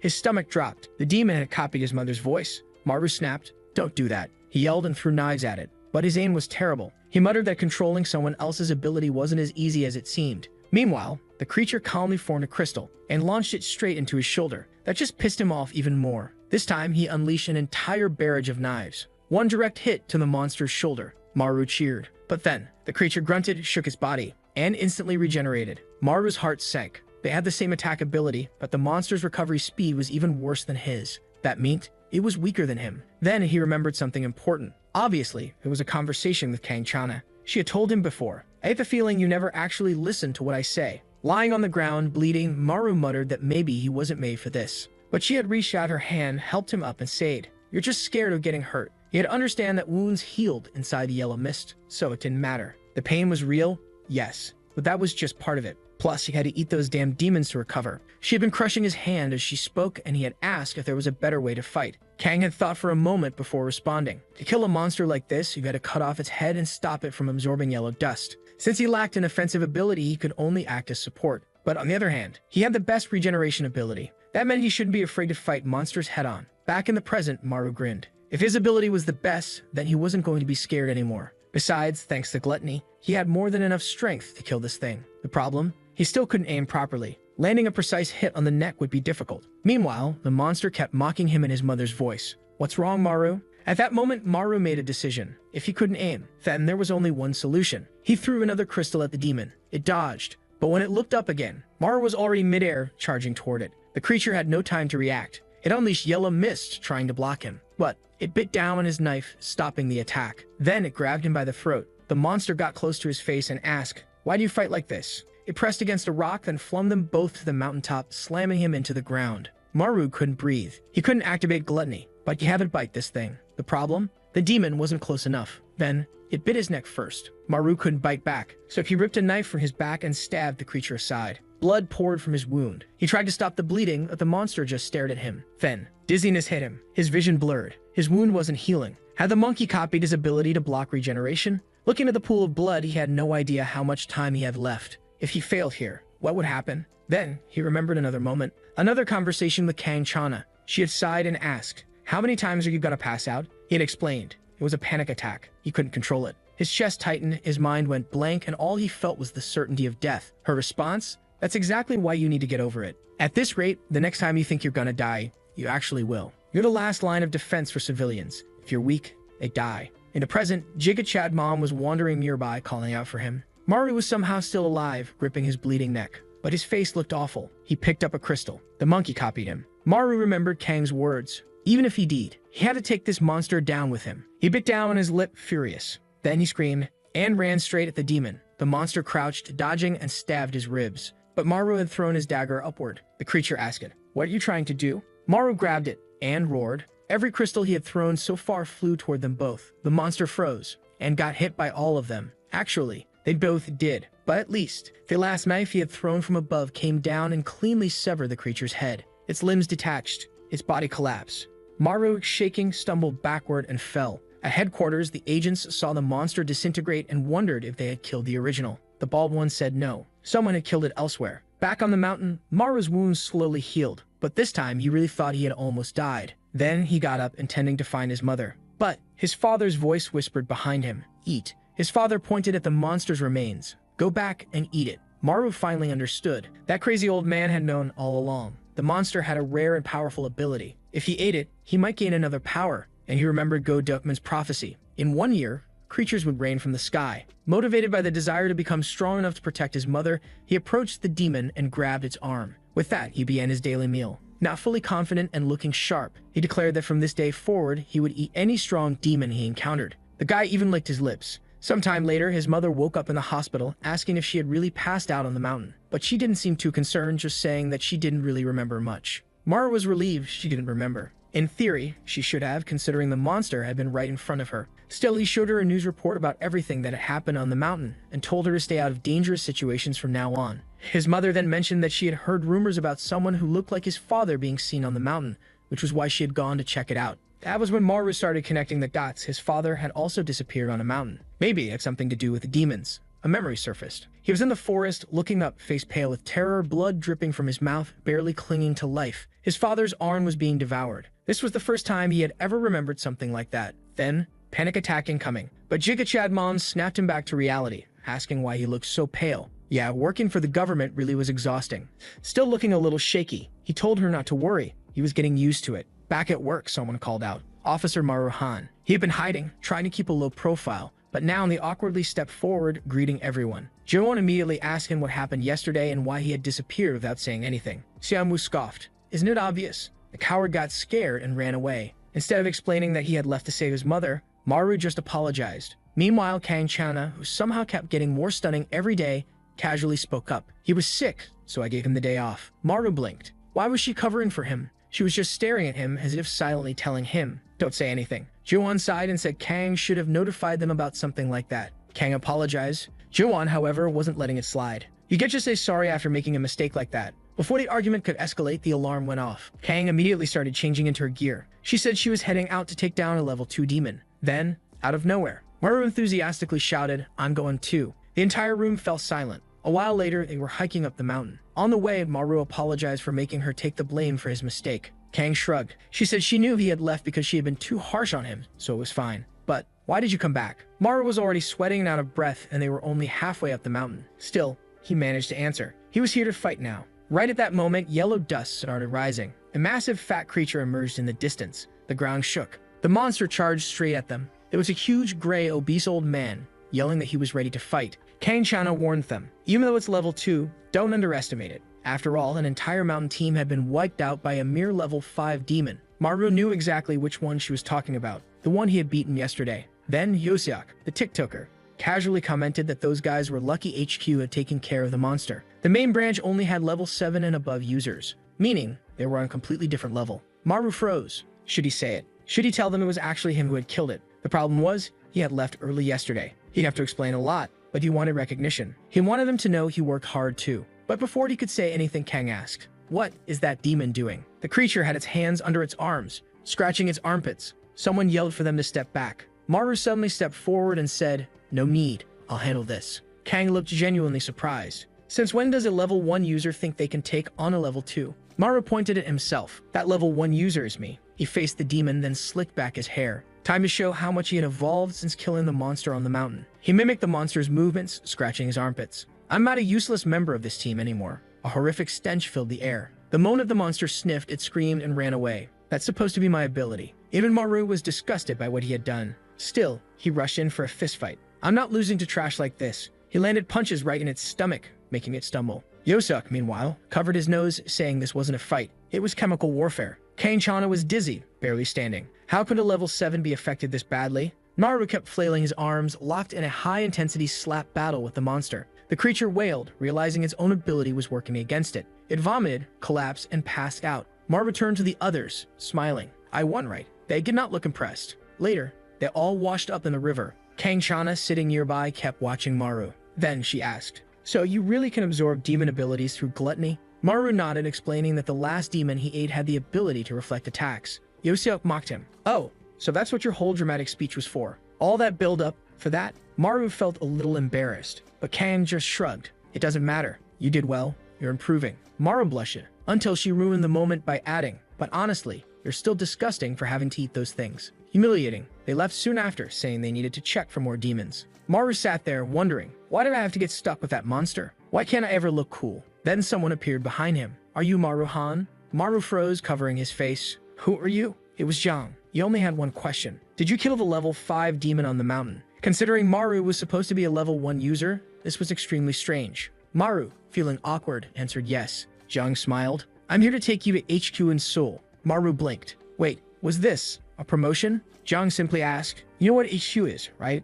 Maru nodded. As far as he knew, it was where the elite worked. So why was he being taken there? Zhang, still smiling like a K-drama protagonist, said, because I recognize talent when I see it. Petition for the artist to spend less time drawing this guy and use that extra time on the ones we really care about. Back at headquarters, Yu Young was questioning the director about why he had delayed the meeting. He explained that a new recruit had caught his attention. She immediately asked if he was talking about his son, the kid named Shanwoo. Oh, so that's why I hated that bastard the moment I saw him. He's a nepotism hire. The director explained that the kid hadn't spoken to him since the divorce, but the person he was interested in wasn't him. It was another new recruit. Yu Young raised an eyebrow. You think the sudden appearance of high-level demons might be related to this recruit? He nodded. I have a feeling. Keep an eye on Gangwei Island. The scene shifted to another portal of yellow dust. Inside what looked like a house, a small, twisted creature crouched in the shadows. Something that looked like a sickly, mutated gremlin. Back at the police station, Maru was grinning like an idiot, absolutely thrilled that he had been invited to work at headquarters. This was huge. Then reality hit him. If they were calling him there, that meant it was even more dangerous than here. He had to remember, safety first. Right now, he was in a beautifully peaceful workplace. Still, it felt damn good to be recognized by someone at the top of the top. Right then, Samu was staring at him from across the room. Why have you been walking around with that stupid smile all day? It was obvious how much this arrogant asshole hated seeing a level 1 weakling enjoying an easy life in this office. But for once, Maru fought back. You're the incompetent one. You wanted to work at HQ, but you're not there, so you don't have the right to say anything. Samu's face darkened. He stood up, fuming. Say that again. Like how he was going to sit there and take moral lectures from someone who has the ability of stinky armpits. Maru froze. Who the hell leaked that information? He glanced around. Right as Yoseok started typing away at his computer, pretending to be busy. Maru immediately knew. It was that bastard. Feeling the rage of 1,000 suns, he lunged. Yoseok instantly ran for his life. Meanwhile, Go Deokman was laughing his ass off and Juwon told everyone to stop bullying Maru. Maru sighed, relieved. Juwon, you really are a good person. Then she clapped her hands and said, at least you're not hiding in the bathroom anymore. Now you just stink a little. That's progress. Maru felt his soul leave his body. The embarrassment never ended. To make things worse, he hated how Kang was just indifferent to everything. Even after he helped her that day, he was still seen as useless here. He looked down at Zhang's contact information. Zhang had told him to send a message when he made a decision. Then Kang stood up and announced that a level 2 creature had appeared. Right then, Samu grabbed her arm and said, I'm going this time. He was bored out of his mind in this office and felt like he was going to explode if he stayed any longer. Then he turned to Maru. You're coming too. We need to work on team bonding. On the way to the mountain, the two of them were sweating under the brutal sun as they climbed. But when it came to hunting monsters, Samu was more excited than we were when we first saw Kang Chana. Maru, on the other hand, didn't want to spend another second next to this psychopath. He wanted to finish this job and go home. Then Samu stopped and said, this won't be as easy as you think. Maru followed his gaze. The entire house ahead was covered in yellow dust. Maru figured there must be more than one person inside. But Samu ignored him, walked ahead, and told him to hurry up. The gate creaked open. Maru hesitated, staying at the edge. Something felt wrong. Inside the door, there was way too much yellow dust. Enough for there to be a level 4 creature. They walked inside, and Maru muttered that they should turn back. These things could appear out of nowhere. But Xianwu kept walking forward. Then they reached a green door. Maru knew. The monster was right behind it. Xianwu turned the handle. Locked. Maru stepped in front of him. This is dangerous. We don't know what's inside. But Xianwu had already put on his gloves. If you don't want to open it, I'll just break it. He twists his pinky to open it. Our boy gets startled, but nothing happens. He's confused, while Maru tells him to stop acting all confident when he can't even open a lock. Xianwu then goes to take a look through the keyhole. Sitting at the back of the room, you can see the scrawny little devil. The protagonist pushed him aside, saying he wanted to take a look too. Seeing him in the corner, and he said the thing looked weak. However, the guy warned that judging by the amount of dust, this creature was at least level 7 or higher. Frightened, our boy wants to know why something that strong is on this island. Xianwu replies that he has no idea, but now he understands why his heart was racing. For a long time, he's been eager to fight a truly strong monster. Our boy already took off running, saying that Lunatic was going to put both their lives at risk, so it's better to call headquarters right away. However, when he turned the lock, it wasn't opening. He starts slamming his shoulder against it, wanting to know why they can't leave the way they came in. That's when he realizes that, obviously, it must be the work of the demon hiding in the room. Meanwhile, Xianwu was kicking and punching, trying to force the door open, shouting at the damn recluse to come out so they can fight. Maru, on the other hand, doesn't want to spend even a second against that demon, much less against that psychopath, especially knowing it's a Hikikomori level 7 demon. The blackhead was just standing there, then suddenly started repeating something about being lonely. He kept saying lonely, lonely, while his face began to distort. Looking at his fingers, Xianwu sees that his entire hand was already broken, yet the door didn't have a scratch on it. What the hell was this thing made of? Meanwhile, Maru is slamming a chair against the window, but unfortunately, even that isn't working. It seems that lonely creature's power was creating a trap house. At that moment, his heart starts to tighten. The situation triggers a panic attack, and he wonders if the office people are going to arrive anytime soon. 2 hours pass, and he's already furious, unsure if those bastards just forgot about them. In an office, Diefman yells that they have a problem. Jiwon looks around and says they really forgot about the training date in Busan. Everyone starts flipping through files and working, saying they're about to sort it out. Kang Chana slams the keyboard, gets up, runs, grabs the file, and hands it over to the guy. He thanks everyone for their hard work and says they'll see them tomorrow. Jiwon sits on the couch and says that after hard work, they should enjoy a nice coffee in peace. Everyone relaxes for a second of peace. That's when they all wonder where those two had been for the past 3 hours. She facepalms, saying this is exactly why you shouldn't send a rookie alone. And strangely, she calls them on TikTok and tells Kang Chana and another guy to stay there. Thank God, as beautiful and wonderful as always, thanks to the artist for putting in extra effort, she gets up and says she's going too because she has a bad feeling. She walks past Jiwon, who stares at her and warns that this place was very close to that other place. So is she really going by chance? The girl seems to have some kind of trauma. She just stands up and tells them to hurry. If I had to bet $1 trillion, I'd say her family was killed by demons, and that's why she's so determined to kill them. The scene shifts to the house and everyone is already inside asking where the two are. Through the dust in the background, they see a shadow approaching. It was the desperate fools shouting at them not to let the door close. But it was too late. It shut right in their faces, and the fools wondered why they had barged in like that. Already slumped on the floor, Jiwon wants to know what happened to them. The situation is explained and they stand by the door. They realize that apparently the demon doesn't want to leave. That's when Kang tells everyone to step back, pulls a small arm out from her body, and forms a katana. She slashes at it, but obviously, nothing happens. Yoseok is terrified that even her attack didn't leave a mark. Jiwon then tells them to wait because she'll handle it. She pulls up her jacket sleeve, revealing a small black orb on her arm. A tiny spider appears, and guess what her ability is called? Demon Spider. She tells Minnie to go in, but the lock was too small for her chubby spider, and unfortunately, it didn't work. Our boy watches her consoling the spider and remarks that she seems like the weirdest one so far. Soundmove then tells TikTok to do something instead of just standing there. But he replies that he has no abilities. Maru takes the opportunity to mock him, saying that he seems completely useless in battle. However, the boy fires back that our guy is the useless one. Or are all those abilities he's been absorbing? Why doesn't he use the needle power to unlock everything? To which our protagonist explains that the creature is too far away, he can't see clearly, and his powers don't reach that far. At that moment, it seemed like everyone was useless. Xianwu wants to know who's going to save them if there's no one else in the office. Jiwon says the leader won't because he left for training and won't return until tomorrow. Then Yoseok reminds them that they still have Kim Yi back nearby. The old bespectacled man suddenly appears, scaring everyone. They ask when he got there, and he responds that he arrived because no one had come back yet. Everyone is shaken that this weird guy has zero presence, making it impossible to notice when he arrives. He walks up to the lock to take a look, and Jiwon asks if he can handle it. Suddenly, he lies down on the floor and starts taking a nap. Maru thinks to himself that either this guy is extremely calm or has some bizarre ability. Jiwon explains that she has no idea what his ability is because she's never seen him use it. The poor ones are devastated. Everyone who came to save them so far was useless. Jiwon claps her hands and tells them to focus and find a way out together. But Sehun just reminds her that they've already tried everything, so there's no way out. She asks if he's prepared to die without doing anything.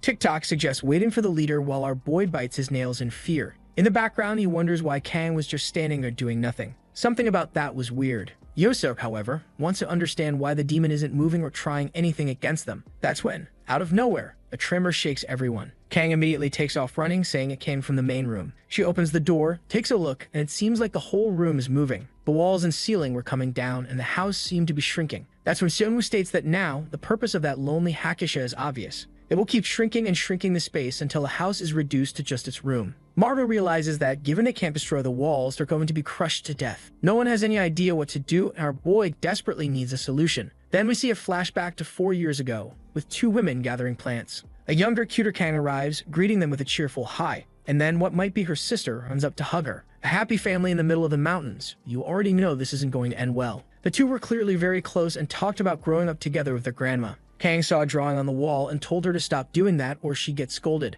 But her sister replied that it was their happy family portrait. The drawing was right on the wall that was now shrinking. It was in the very house she grew up in, apparently, and at that moment, she activated her mummy power, pulled out a massive sword, and slashed at the wall. But the place kept shrinking and her sword started to crack. She realized she'd have to use more blood and things started getting serious. She was completely wrapped in bandages. Her neck was already turning gray and Jiwon shouted for her to stop because it was getting dangerous. That's when Maru ran in and yanked her out, breaking the sword. She looked devastated and cried as she watched everything disappear. But just in time, Maru managed to pull her out of that room. The girl, however, seemed to have fainted and Jiwon tried to wake her up. Our protagonist already knew she passed out from using too much blood. What he didn't understand was why she went that far just for a wall. That's when Seonwoo revealed that this house belonged to Kang's grandmother, and she lost both her grandma and younger brother while living here. She barely survived alone, and that's when she gained her abilities. Maru now understood why she acted that way and seemed so scared. Yoseok says that, at least for now, the house has stopped shrinking. They would have to find a way out soon before they ran out of rooms.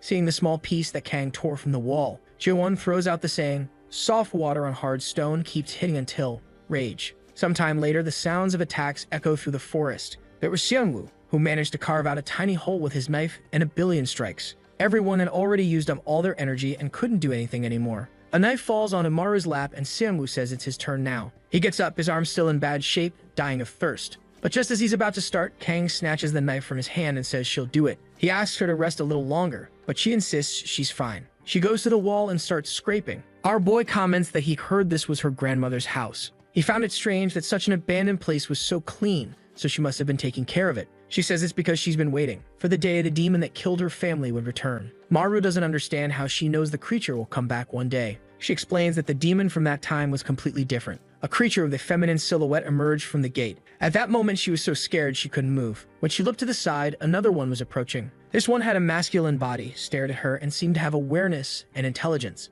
They had some purpose beyond just killing people. She knows that if the prophecy comes true, that creature will appear again. Now he understands why she's part of this island's team despite being a level 7 user. She asks if he's disappointed that her reason is something so cliche, but Maru says no. He's there because he couldn't escape, and because the salary is good. She keeps hitting the wall, saying that if that's the case, soon enough, he'll be in Seoul, since the salary here is even better. He asks how she knows, and she explains that she saw Jong talking to him that day. Just as she's about to explain why she's sure he'll do a great job, the whole place starts moving again. Everyone screams for them to head for the hallway and escape the area. During the escape, Maru is curious about what she was going to say. The next morning, the house has already shrunk by half. Everyone is exhausted, wondering if this will ever end. Yoseok says their only chance of getting out alive is the leader, but why isn't he here yet? Meanwhile, Kim Yebak is still peacefully sleeping. Our boy is getting fed up, saying that while everyone is struggling to escape, that guy isn't even awake. That's when everything starts shaking again, and our boy says they need to get Kim Yebak out of the hallway. But the guy is standing up covered in fungi, looking like a ghost.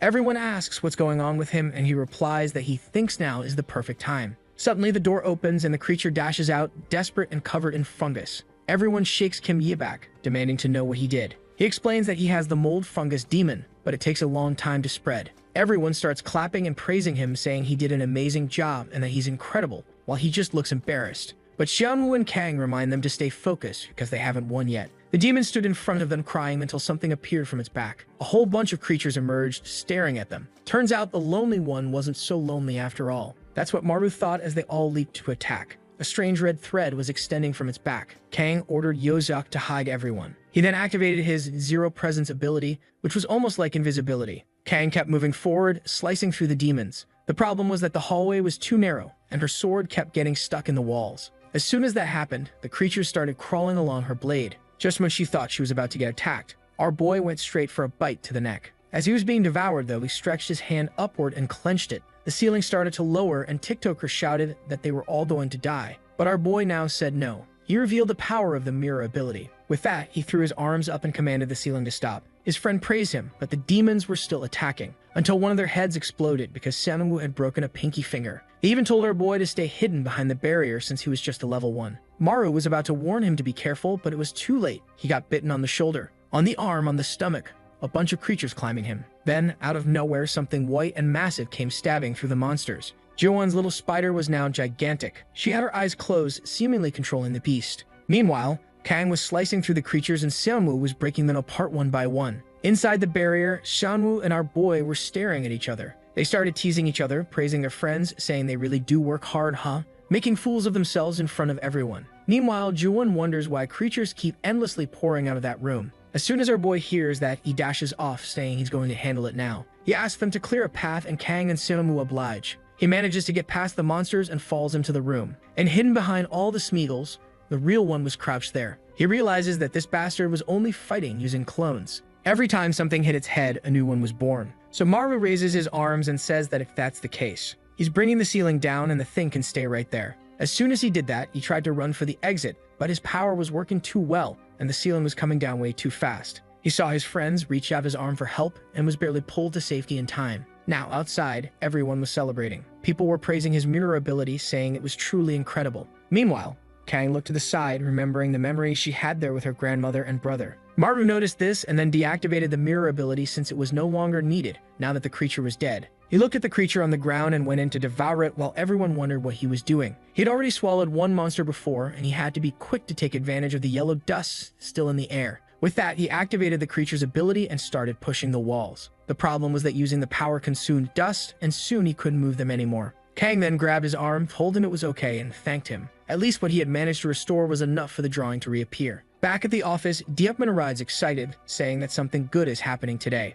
And that's when he realizes there's no one in the place. He went through the trouble of getting the best bread from Busan, so where was everyone? He looks toward the break room and wonders if those brats are still knocked out in the morning. Right then he gets a call from Jong and asks what's up. Jong immediately reveals that he called Maru to headquarters, but Maru refused, and he wants to know why. Diepman glances to the side and sees the girls sleeping, looking beautiful and peaceful. Meanwhile, our boy is there sweaty and stinking. His life wasn't perfect yet, but he was adjusting to the team. The next scene cuts and our guy is being completely torn in half. Someone yells at him to run. But now we're going back 7 hours earlier. Now that's what I call a spoiler, folks. Our boy was dying of sleep, complaining that when he was looking for a job, he never imagined making money would be this hard. He was still exhausted from the battle against the demon. Then he heard a car passing by, and of course, it was a Porsche. Obviously, it was Xianwu, the filthy rich millionaire bastard. And our boy, shameless as ever, goes up to him asking for a ride. But Xianwu just speeds off without a word. TikToker appears out of nowhere, commenting on how jealous he is of that bastard who even has an imported car.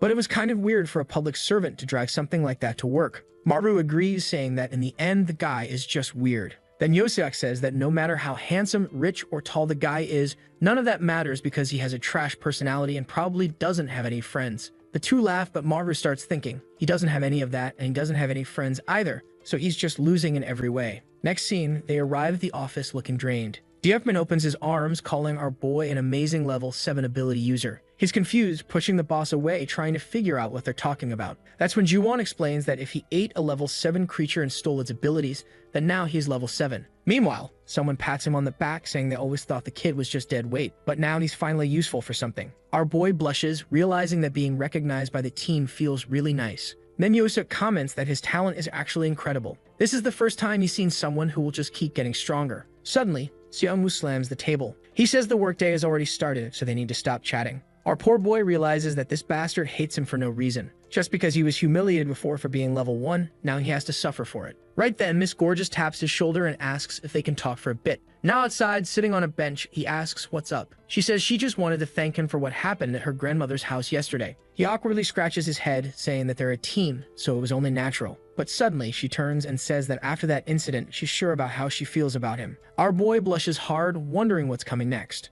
And then she says she's sure he's not a level 1 ability user. What a tragedy. I thought it was going to be something good. He asks her to explain, and she says there's no way he could have recovered so well with a level 1 power. He remembers the chubby creature he first bit and is sure that one was level 1. But then Kang asks if, by any chance, he saw another demon before he started working here. He thinks for a moment, saying there's no way he forgets something that important. And that's when he notices smoke behind her. Immediately, a panic attack kicks in, and a black claw appears. A humanoid wolf stares at him, drooling, and his heart starts pounding. He drops his can, and she asks what's wrong. He tells her not to worry. It's just that sometimes his mind makes up scary things. But she calls his bluff, grabs his hand, and tells him not to worry because he's safe with her around. I wish I was safe too. And now she's sure there's definitely something in this guy's past. That's when Deokman appears, asking if they're done with their little office date. Completely flustered, he says no, they don't have that kind of relationship. And Kang just casually says that in a year, there will be rain and demons in this place, so relationships, it only even makes sense. She's not even considering anything like that. Her words hit him harder than a level 10 demon's attack.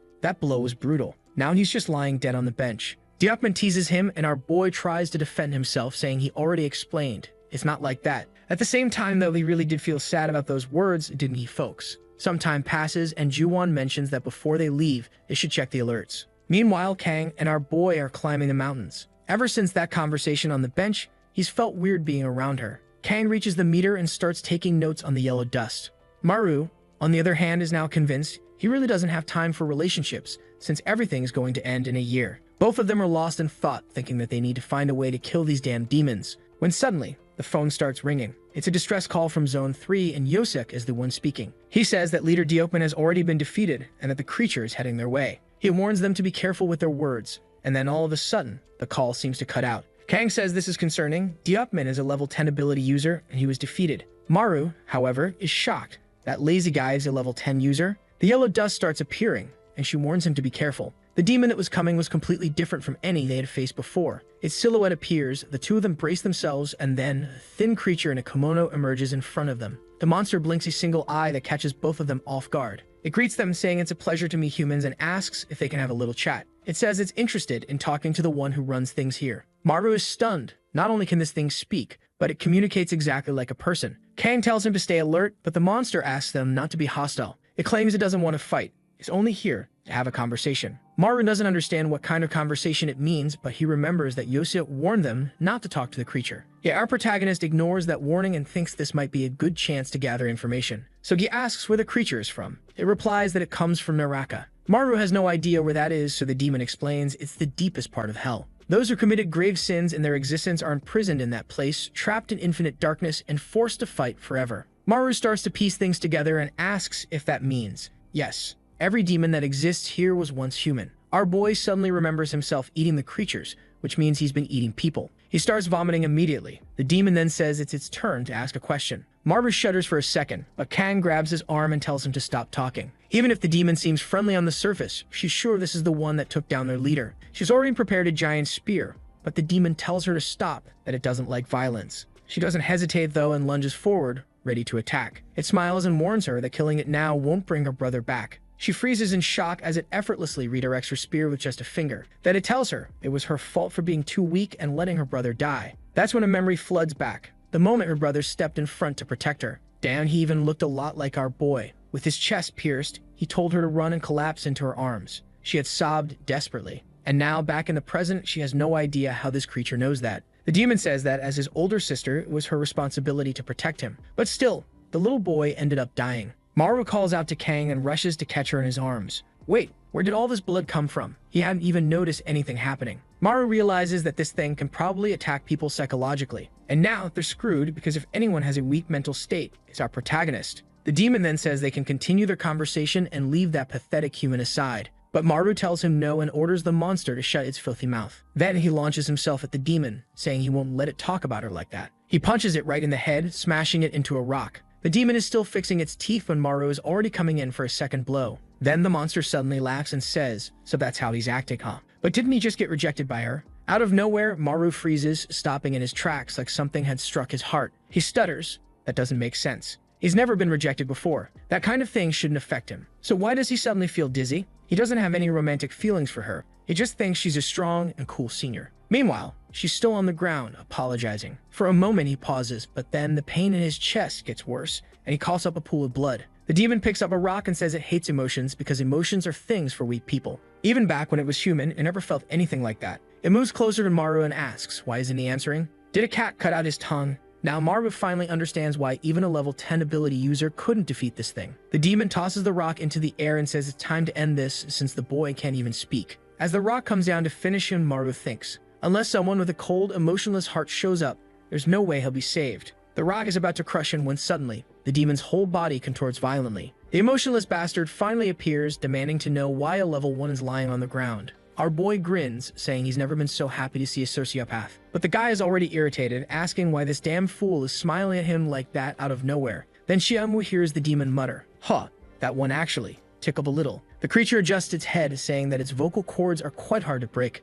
especially considering how low their level is. Now was attacking their egos, and both of them were ready to beat the hell out of this loudmouth. They stood face to face with the monster, and our boy warned Xiaomu to be careful since that bastard used psychological attacks. But Xiaomu just told him to watch, had shown how to handle it. Obviously, our boy was pissed and wanted to kill this bastard himself. But he had no choice. They had to deal with this. Xiaomu broke another finger, and with that, a piece of the demon's body shattered. The demon immediately took advantage of the wound and taunted him. If that was all he had, he would never earn his father's approval. But nothing happened. Xiaomu just kept breaking fingers and attacking the monster. The creature chuckled, saying that apparently this guy was emotionless, just like him. That's what happens when you're the son of a woman who took her own life after being abandoned by her husband. Damn. Now King Xiaomu's tragic backstory, explaining why the guy was so messed up. Obviously, Maru had no idea about this. He had thought the guy was just some spoiled rich kid. Even someone as cold as him wouldn't be able to handle a psychological attack like that. But then Maru froze. Xiaomu was laughing. The bastard asked what that had to do with anything. It wasn't his fault. It was his mother's for being too weak. Then he struck the demon's neck and said that in this world, only the strong survive. The monster grinned and said that if that was the case, then Xiaomu wouldn't last long, because he was much weaker than Maru. Now that psychological attack actually worked.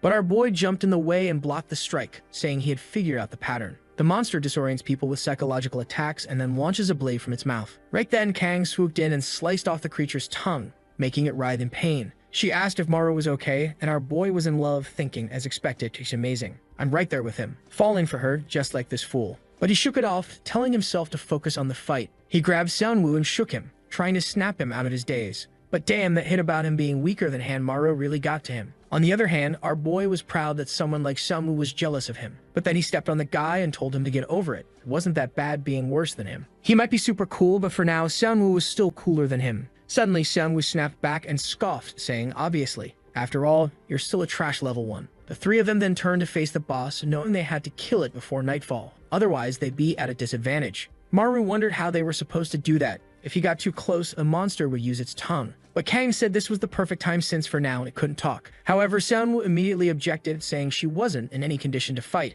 The wound on her chest wasn't healing. At that moment, Maru bolted to the side, thinking he needed to find a way to deal with this monster. He started waving his arms, calling the monster an idiot and telling it he was right there. The creature turned to him. That was the opening he had been waiting for. He told Xiaomu to take care of Kang while he used the new power he had received. But his friend was confused. After all, his power only worked in closed spaces. Kang immediately shouted at Xiaomu to help Maru before he got himself killed doing something stupid. Meanwhile, our boy was sprinting for his life, with the monster right behind him, his tongue flailing everywhere. He was scanning his surroundings, looking for an enclosed space, but unfortunately, there weren't any buildings around. Just as he was trying to figure out a solution, a car sped past him. There was Xiaomu, who slammed on the brakes and told him to get in. Without hesitation, Maru leaped toward the car, furious that this bastard was risking such an expensive ride. Typical rich kid behavior. Our boy was jealous of this damn billionaire. He landed through the sunroof, already opening the door as the monster closed in from behind. The creature aimed a deadly attack at the car while Maru screamed that Xiaomu could get inside.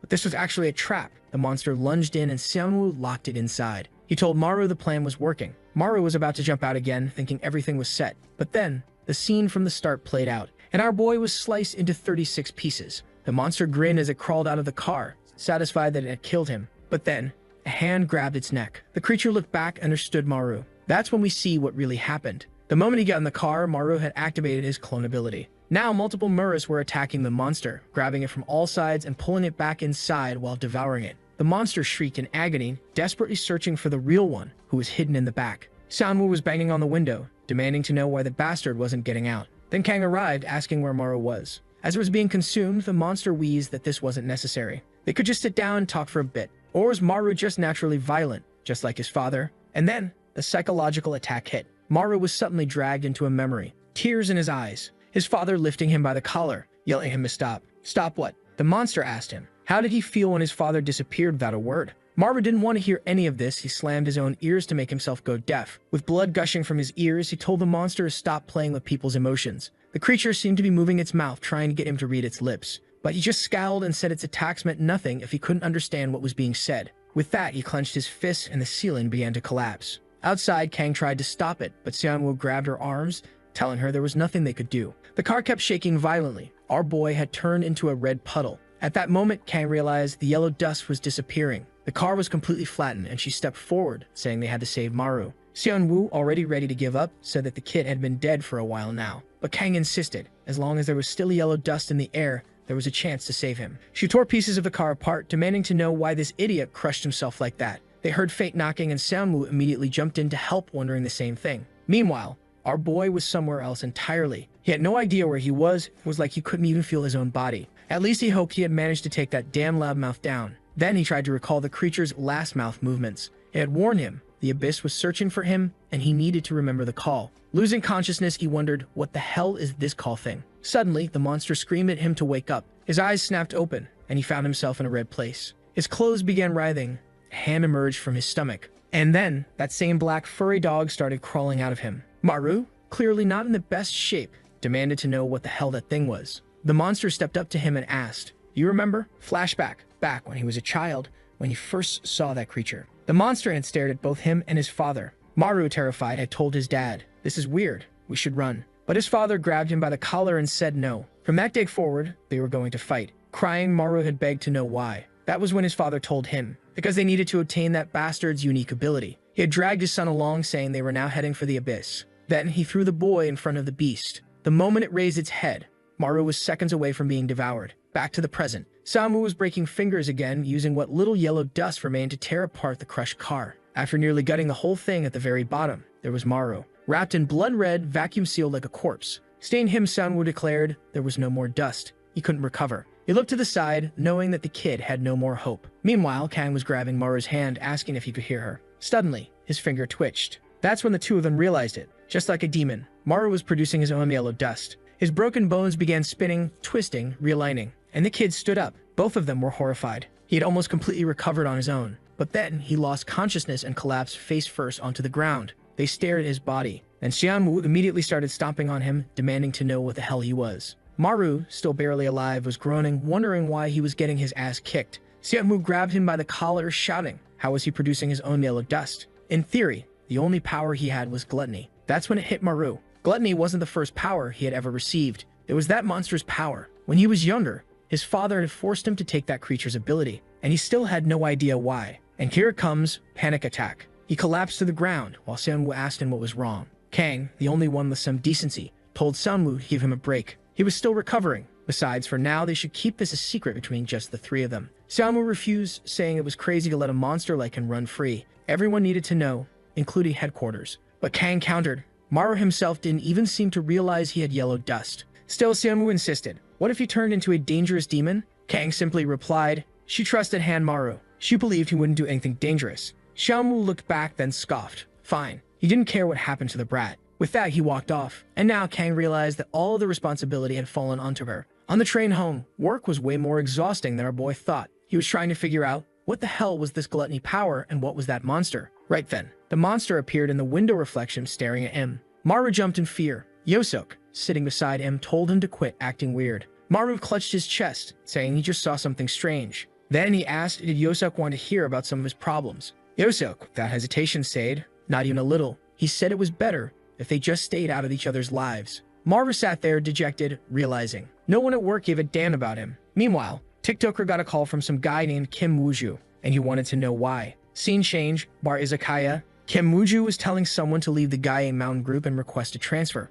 A chubby guy hesitated, but eventually said okay. But then he asked, who was that person sitting next to him? It was our boy, Han Maru. Even Yosok wanted to know, since when the hell was he invited? But the poor guy said that his life was really tough too, and he didn't want to be alone. He then turned to Kim Wooju and mentioned that it was the first time he had met someone from another team, asking why he wanted to leave that place. Wooju explained that it was because of all the arguments and problems there. Yosok said that it seemed more like a one-sided case of bullying. Our boy then wanted to know if this was that legendary office bullying he had heard so much about. TikToker agreed, saying that Wooju was just too nice of a person. He should have just caused a mess and then left, exactly like he did. Maru admitted that he didn't know about this since he came from another group. That's when Wooju revealed that Yosok was the one who got beaten up and bullied the most. Now our boy was feeling uneasy, wondering what kind of people were in that group. Yosak explained that the personalities of those guys were closer to humans. Even within the public servants responsible for demon extermination, there were people more dangerous than the actual targets. Maru remembered when Seonwoo said that he could end up becoming more dangerous than a monster and started wondering if he was one of those people. On the way home, he was driving the chubby guy along, asking if they were still far away. That's when they arrived at Wooju's parents' Raymond's shop, and he told them to come inside. But then his expression changed when he saw all of the guy's friends. The poor guy froze, turned around, and immediately crashed into someone else. The 3.98-meter law-abiding citizen said he had come looking for Wooju, but look at that, he had found Yoseok too. Then, without hesitation, he kicked him in the chest and stomped on his head, saying that if he was going to transfer out, he should have left peacefully. His biggest mistake was setting fire to the place before escaping. He was stomping the hell out of the guy until our boy grabbed his arm and told him to cut it out. Obviously, the guy turned and asked who the hell he was. Our boy, his eyes glowing, said that he worked with Yoseok at the office. The guy laughed, saying that it seemed like he was from Gangwon Island, where only idiots and weirdos ended up. Then, without warning, he blasted Maru in the face. Our boy was flattened on the ground, while the guy went right back to kicking the crap out of Yoseok. Poor Yoseok had taken more of a beating from these people than he had from that demon in the house. Maru got up, hoping no one would notice his nose was bleeding, but there was yellow dust in his mouth. The whole place was turning yellow, and our boy was not happy. Meanwhile, the other guy kept punching Yoseok in the face, blaming him for forcing him into months of rehabilitation. Damn, poor TikToker was choking, crying, getting wrecked, poor thing. And his oh-so-great friends in the back just stood there, saying they never imagined he would transfer to Gangwon Island. That's when the beast rose from behind them. The door swung open, the guy turned around, and a massive foot slammed right into his face. The bastard smashed his head against the wall, collapsed like a rag doll, and everyone was wondering, who the hell was that? It was Seonwoo, and he simply said that he too was a member of Gangwon Island. Then he walked over to Maru and told him, if he kept messing around like this, he was going to get himself killed. Maru immediately hid the sand and asked why he was even there. Seonwoo replied that he had followed him just in case he caused trouble. On the train, he had also noticed that our beloved Kang Chana had been secretly following Maru, and now she had just arrived at the shop demanding to know what the hell was going on here. She walked over to poor, destroyed TikToker and asked if he was okay. She told him that they were lucky. She was taking him out of here. But then the military huntress spoke up, saying that her friend was half dead too, so she wasn't leaving easily. The trembling nerd muttered that Seonwoo had also caused him trouble, so he was here to settle the score. Kang sighed, saying that apparently they wanted to get disciplined again. Just as the woman was about to say that this time things wouldn't go their way, then Musclehead stood back up. He looked at Seonwoo and declared, "Today, you're gonna die." He charged in for a punch, but Seonwoo grinned and said, "I'm looking forward to it." The brawl was about to begin and Amaru was standing to the side, completely lost on what to do. He was about to jump in, but Kang told him to stay out of it. If he transformed, things could get dangerous. He needed to be careful. It seemed like she had taken his shirt as she passed by and shifted it slightly. Poor Seonwoo, now it was his turn to get his ass kicked. The guy came in with a chair, yelling that today was the day Seonwoo died. But a cannon strike came out of nowhere, nailing the bastard right in the ribs. Armed with a broom, Kang had immobilized the first guy and smashed the second one in the shin. The trembling nerd was rolling on the floor in pain while she warned them. They better stop this or things would end badly for them. That's when an older man appeared, asking why they were fighting civilians while he was just in the bathroom. Kang asked who he was, and the guy introduced himself. He was the leader of Gyeong Mountain. Kang seemed relieved and was about to explain what had happened. But if I had to bet $1 billion, that guy was way worse than the three on the floor. And yep, that's exactly what happened. He punched her straight in the face. Dude,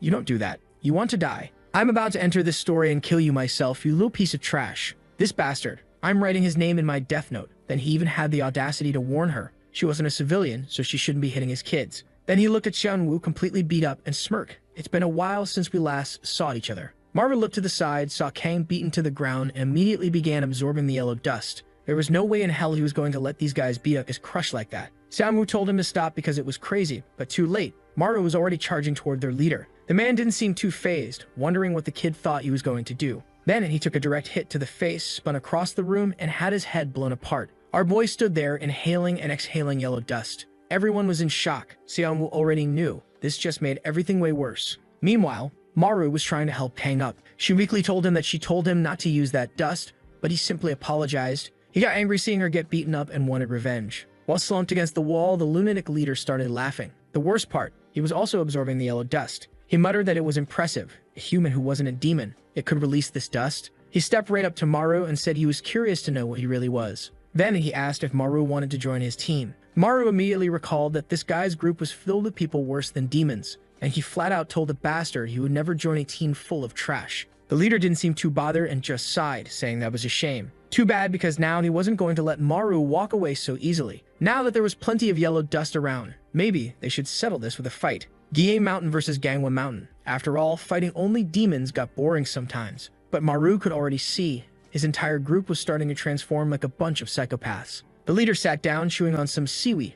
At least, that's what it looked like. Then he said it was time to start the competition. Kang was completely against this, but he ignored her and explained the rules. It would be a 3 versus 3 fight. Whoever won got to keep Yosiak. If they won, they would forget everything he did back at the office. And they would also forget about the boy with the demon's power. After all, Maru should already know. If headquarters found out about this, there was no way they'd let him run free. So it was in his best interest to fight, to keep things quiet. Kang could already tell this bastard wasn't even listening to her. Xiaonu asked why they didn't just take the leader out immediately. Kang explained that it would be chaos, his people would try to defend him, and it would turn into an all-out brawl. Then their leader smirked and told them to think of this as a friendly competition. Whoever surrendered first would lose, but no killing, because killing was for bad people. Xiaonu and Maru exchanged looks. This guy had no idea what he was even saying. Xiaonu took off his cap, slipped on his gloves, and said he'd been looking forward to fighting a human with abilities. Maru told him he was crazy, but Kang actually agreed. They should just fight. For now, they just needed to buy as much time as possible. Both of them asked why, but she simply said they'd understand later. Then, she asked who was going first.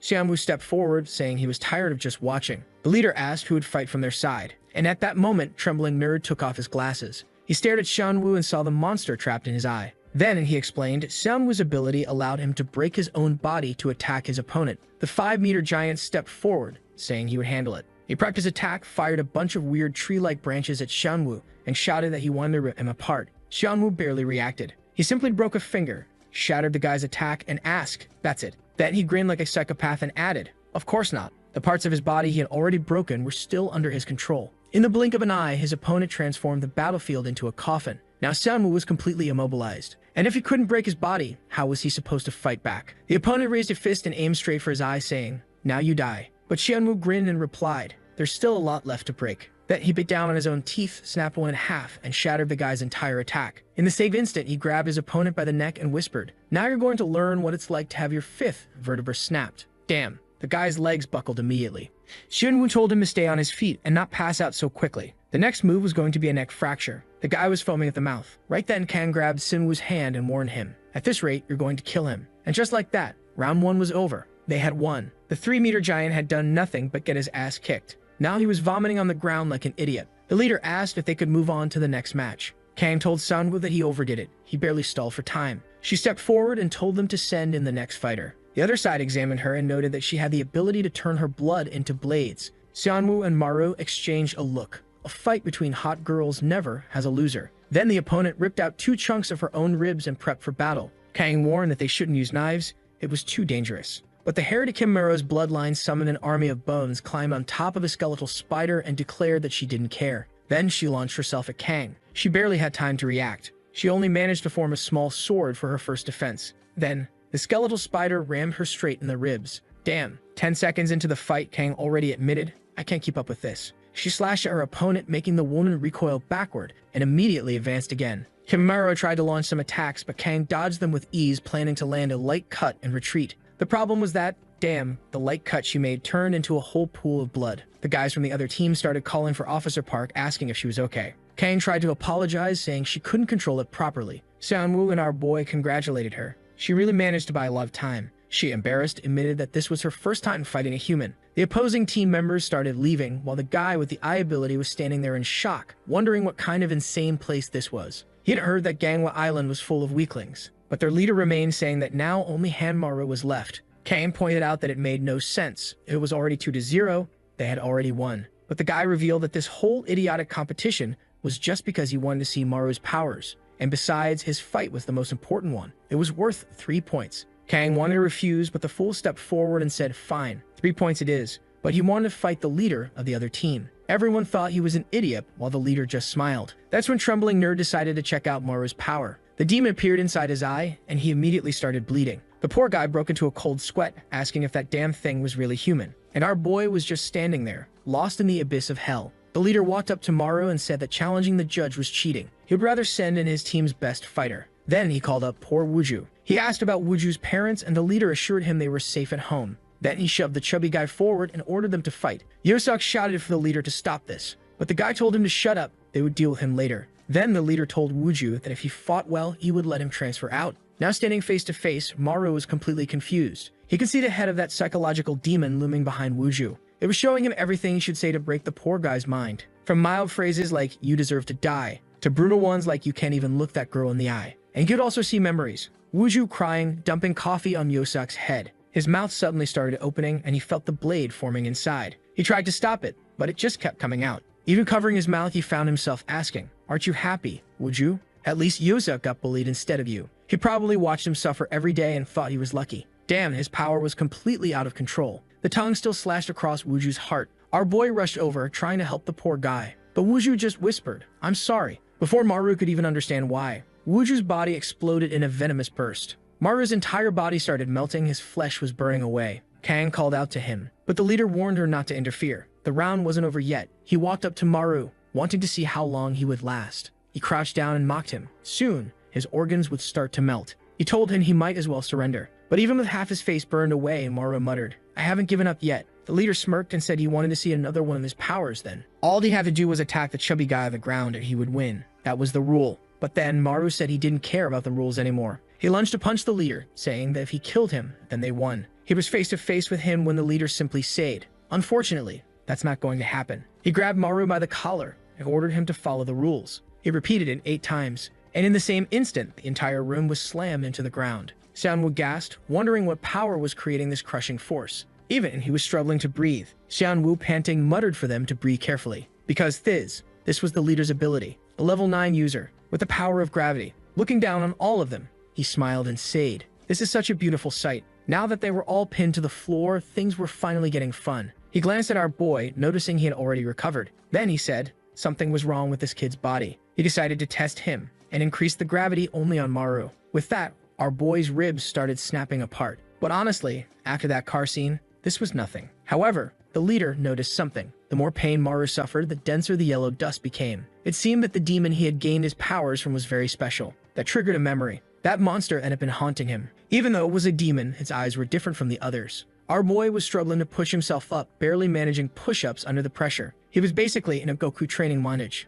Then he decided to use the power of language to mess with this guy. But there were no words written on his back. It seemed like there was no way to mentally break this psycho. At that moment, the leader pulled out a knife. He said he hated being curious, which is why he wanted to dissect Maru. Maybe remove his lungs, or maybe his throat. But the mech shattered, because Xiaomu broke a finger and ordered Maru to go for him. Right then, Kang slashed the leader's arm, leaped into the air and pulled off an affirmative style jump straight at him. But the leader activated 20x gravity, and in an instant, everyone was slammed into the ground, writhing in pain. The leader said that with the gravity increased so many times, he would run out of oxygen and pass out soon. Maru called out for Kang, but the guy just ripped the knife from her hand and said that now no one would get in their way. It was time for them to continue playing. Poor Maru couldn't see any way out of this. This weirdo's powers seemed to work in a way that the more he tightened the noose around his own neck, the stronger the gravity became. Yeah, this guy was definitely a lunatic. At that moment, someone knocked on the door, and he said they were closed for the day. But then the strange blue puddle started seeping under the door, spreading across the floor. Xianwu's hand pressed against the ground, asked what the hell that weird stuff was. Kang just smirked and said that he finally arrived. When the fight started and she left with Yoseok, she had sent a message to the big boss. Our Hawaiian shirt-wearing boss, Go Diekman, was standing at the door, bleeding from one eye. His ability was the Demon of Darkness. And when something has darkness in the name, you already know it's overpowered. Our boy was sinking into the pool of darkness, while the other guy, completely covered in the sticky liquid, was suddenly submerged as well. Maru quickly realized that he seemed to be in complete darkness. But something was off. He stood up, noticing that he couldn't hear or smell anything. There was no sound. It was as if he himself didn't exist. The gravity guy was trying to understand what happened, until Diepman appeared right behind him and grabbed his throat. Apparently, his gravity was useless here. In an instant, he passed out on the floor. Then Diepman turned to our boy, who was still struggling and calling for help. He grabbed Maru's throat as well and knocked him out cold. Then he casually reached into his pocket, pulled out his 2 missing eyes, and popped them back into his face. The darkness started fading, and everyone was back in reality. Diepman simply commented that the yellow dust had finally stopped. Kang sighed and said he finally arrived, but Diekman ignored her and got straight to the point. He demanded to know why she and Sunwoo didn't report Maru's powers. Apparently, they were tired of working as public servants. Kang apologized and asked if he could at least talk to the other team's leader. But Diepman immediately shut that idea down, saying that now that things had escalated this far, it wasn't going to be resolved so easily. Scene change. a massive building, and everyone was staring at our boy, who was chained to a chair. He was wondering what was going to happen to him now. Inside a room with 88 chairs but only 4 people sitting, Young spoke up, saying that from now on, they would be in charge of Hanmaru. Damn, but Diefman immediately responded that he didn't accept that. Maru had no idea this guy had so much authority. Young slammed the table, saying that Maru was producing yellow dust. Someone like that was extremely dangerous. Other people could end up seeing those demonic powers. But Diekman, adjusting his Hawaiian tie, argued that this whole incident only happened because of that other team. That team was full of horrible people, and Zhang knew that better than anyone. Zhang should be the one taking responsibility for that psychopath-filled squad. Yu Yang said Diekman was taking things too far, but Zhang simply told her to be quiet. The truth was, Zhang didn't care about the personalities of the people working under him. He didn't care if they were from Gaia Mountain or if their leader was a psychopath. They were still necessary for fighting demons. At least those lunatics were better than the Ganghwa Island leader, a level 10 ability user who didn't even like to fight. Diopman just accepted the criticism and said that Maru also didn't like to fight, which was exactly why he needed to stay on the island. Besides, the 2 people next to him were the ones who could control his personality the best, since they were his friends. Zhang asked if Diopman was willing to take responsibility if Maru caused a disaster. Diopman simply stood up, said yes, and walked toward the door. As they were leaving, someone called for Xianwu and told him to stay behind for a moment. Yeah, no shot. The poor guy was about to get a father-son talk. Outside, Maru asked how things went. And like me, he also complained about Diopman's ridiculous tie. Diopman just informed them that they would be receiving disciplinary actions and that their salaries would be cut. And just like that, Maru's fun was over. He cried his heart out, but Diopman told him he was lucky that those guys from the other island had caused all of this. If he screwed up like this again, there would be no saving him. That director Zhang was way more terrifying than he had imagined. Back to Xianwu, Zhang asked his son if he would be able to kill Hanmaru if he ever lost control. Xianwu took a second, turned his head in an awkward way and said no. Then he stood up and said, if that was what Zhang had to say after 20 years, he was leaving. But Zhang told him to sit down. This wasn't a father-son conversation. It was an order from the director. Maru was no longer someone who could be considered a normal ability user. A human who could produce yellow dust was no different from a demon. They needed to be cautious because maybe he was the enemy. Scene change. A different house. This was going to be the new dorm for Ganghwa's team. The place was a mess. Clothes everywhere, empty soda bottles rolling around. Maru walked in just as the leader said that from now on, he was going to live there with him. Maru was already terrified about where the guy's hand was resting. He asked if he really had to stay there. Diekman told him, yes. It was the only way for him to keep an eye on him and make sure he didn't cause problems. Then he placed a hand on Maru's shoulder, and that gave our boy instant trauma. Diekman smiled and said that from now on, they would be spending 24 hours very close to each other. Back at base, Xiaoan was staring at him, watching him burn. He stood there, all twisted up, and asked if she had anything to say. She warned him that he would die if he started releasing yellow dust there in the office. Yosuk said they should stop messing with the kid because this was exactly the kind of situation that made the dust start rising. Maru was just standing there, pissed off, unsure who he hated more. As soon as he let out his sigh, Kim Yibak asked if he had just started releasing dust. Diopman immediately grabbed his face, saying he wanted to take a look. Yeah, this scene looked peculiar. Normally, I'd only see this kind of framing in healthier types of stories. Walking through the hallways, Maru was fuming. He was now being treated like a monster. Along the way, he ran right into Sunwoo, who was still thinking about what Zhang he had said. That Maru was extremely dangerous, and maybe even an enemy. On the other hand, our boy was already getting pissed off and asked if he was just another person here to tell him not to cause trouble. But Xianwu just shrugged and said he didn't care about him. That pissed Maru off even more.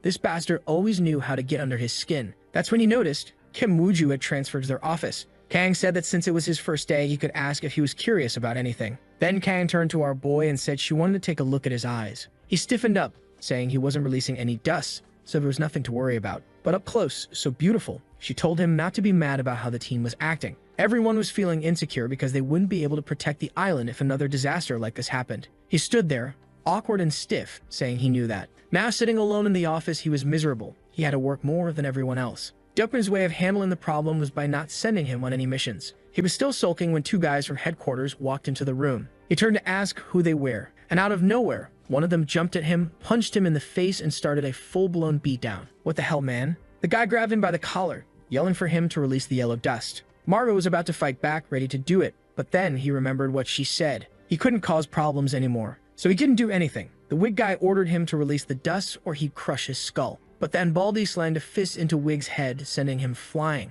Then he helped Maru up and told him to forgive the guy. He was a little ignorant. They were the double standards due from headquarters. Maru immediately asked if they were there to test him again. I'm gonna keep calling them Baldy and Wig because it's way better. Baldy said that Wig was his biggest fan. He even called Maru King Maru. Maru, embarrassed, asked what the hell that even meant. but Wade was already massaging his shoulders, saying that if he could generate yellow dust, he was more incredible than even the director. Then, a giant thumbs up right in his face. Absolute certainty that he would become the greatest ability user ever. Our boy was awkwardly flustered after hearing that. Some time passed, and soon everyone was heading home. Maru glanced to the side and saw Wuju standing there. He asked if something was wrong, and suddenly, the scene shifted to one of those meters that measure yellow dust levels. Strangely enough, it wasn't working. Wuju apologized, saying he must have done something wrong but didn't tell anyone because he didn't want to get blamed. Maru told him that this place was different. No one would mistreat him over a small mistake. Or maybe he was just awkward. The chubby guy suddenly looked flustered, asking what Maru had said. Maru just brushed it off, saying nothing, that he would definitely be treated well here. That's when he noticed the yellow dust.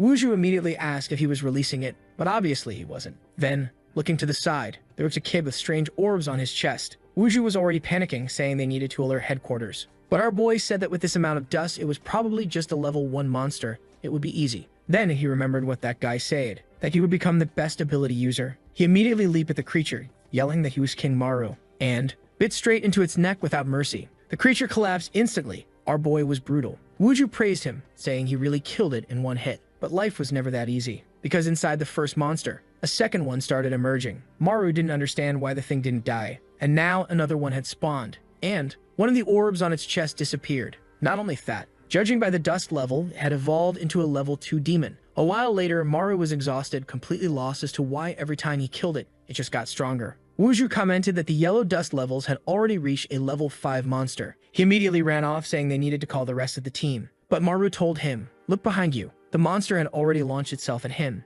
and was about to tear into his neck. At least, Wuju detonated his venom ability, melting the creature to nothing. But the same thing happened again. The body hardened, and from inside it, another one emerged, even stronger. This was a Hakusho evolution, and the worst part, it still had 4 stones left on its chest. It had already reached level 6, and Wuju had no idea how the 2 of them were supposed to handle this. That's when our genius boy finally realized. There were still 4 stones left. If the math was right, 6 plus 4 equals 10, which meant they were screwed. He and Wuju needed to run the hell out of there immediately. Maru said he would distract the monster while Wuju called for backup, but Wuju yelled that there was no way he could take on a level 6 monster alone. But Maru was fired up, declaring that he was King Maru and stronger than he thought. With that, he leaped at the creature, imagining that since he ate it, he should have a similar ability now. He threw a punch, but the creature dodged much faster than he expected. Then, a direct hit to his stomach. Maru crashed to the ground, completely immobilized. Before he could react, the creature slammed him with a full-on UFC-style ground and pound. Damn, Maru wasn't lasting at all. He also had those same orbs on his chest,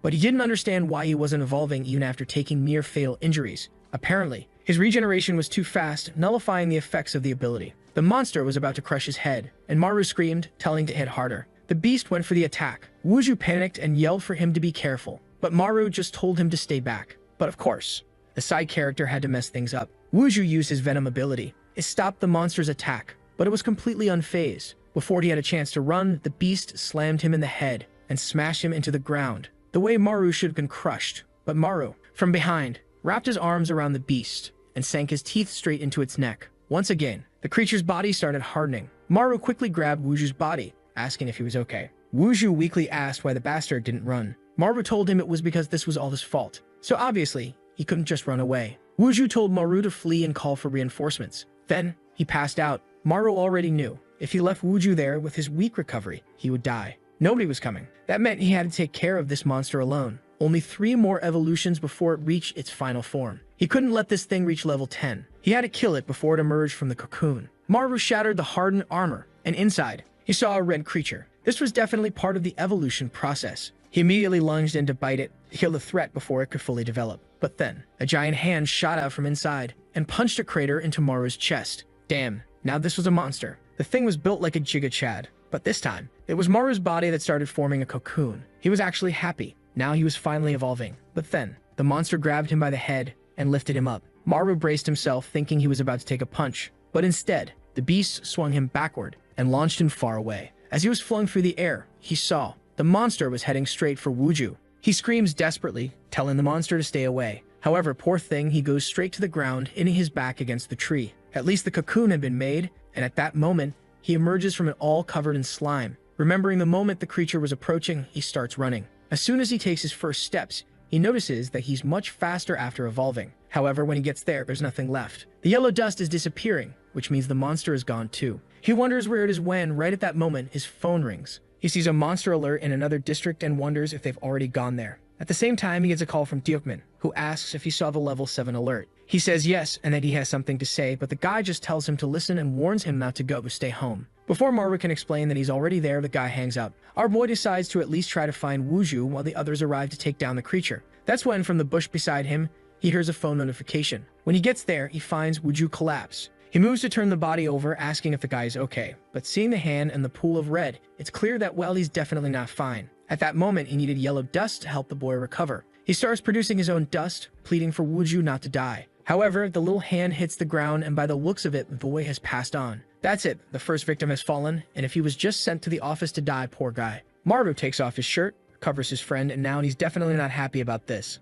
In another part of the forest, Kang was informing the leader that she was about to arrive, so where was he? Deokman was the contact in the way, but he tells her to be careful because the level was already rising to 9. He orders her not to face the creature alone and to wait for his arrival. However, the entire mountain starts shaking, to the point where even in the city, people felt it and saw the dust. The level had risen to 10, and now Kang realized that she really wouldn't be able to handle it alone. Now Deokman was worried, and Yosiak, on the other hand, was desperate, while Senwu was telling the taxi driver to speed up. Unfortunately, Jiwon was stuck in the car and knew she wouldn't make it in time. Kang was running through the forest with the goal of stopping this monster before it reached the village. Suddenly, she stops and sees a figure approaching. She thinks it's the monster, but then our guy turns around. Immediately, he tells her not to come any closer and to get out of there. She's a bit confused and asks what's going on and why he's there. Man Maru is furious, gets right up in her face and tells her to leave before something happens. She asks him to calm down and questions what's going on, since there's no way she's just going to run away. That's when he says that the evolution demon has reached its final form. She looks over his shoulder and amid the dust, sees the creature approaching. It looks like a 6-meter-tall bodybuilder with 2% body fat. She asks if he's really fighting this level 10 monster alone, to which Maru responds that he's going to finish this by himself because he has to kill this thing. He tries to drive a stake into his own chest, but she pushes his hand away, wanting to know what he thinks he's doing. He explains that he ate the evolution monster, so if he suffers a fatal wound, he'll evolve just like it. At that moment, Kang realizes that Maru is acting strange and wonders what's happening. She asks him to calm down because the rest of the team is already arriving. However, the boy gets arrogant and says he doesn't want anyone's help. But she punches him in the chest, asking if he was really going to stab that thing into his heart without thinking about the consequences. At the rate things were going, he was going to lose his humanity. However, he just raised the stake and drove it into his chest, saying he doesn't care even if he dies. Poor Kang stood there in shock as she realized that the dust was increasing. Right next to her, she saw a pile of Maru's carcasses that had already died countless times. As she wonders how many times he has done this, the boss comes from behind, ready to throw a punch. It was too fast and her only option was to defend herself. But not today, because Chad has arrived, guys. He blocks the punch with pure swagger, grabs the monster's arm, and rips it off. The boy has gone full psycho,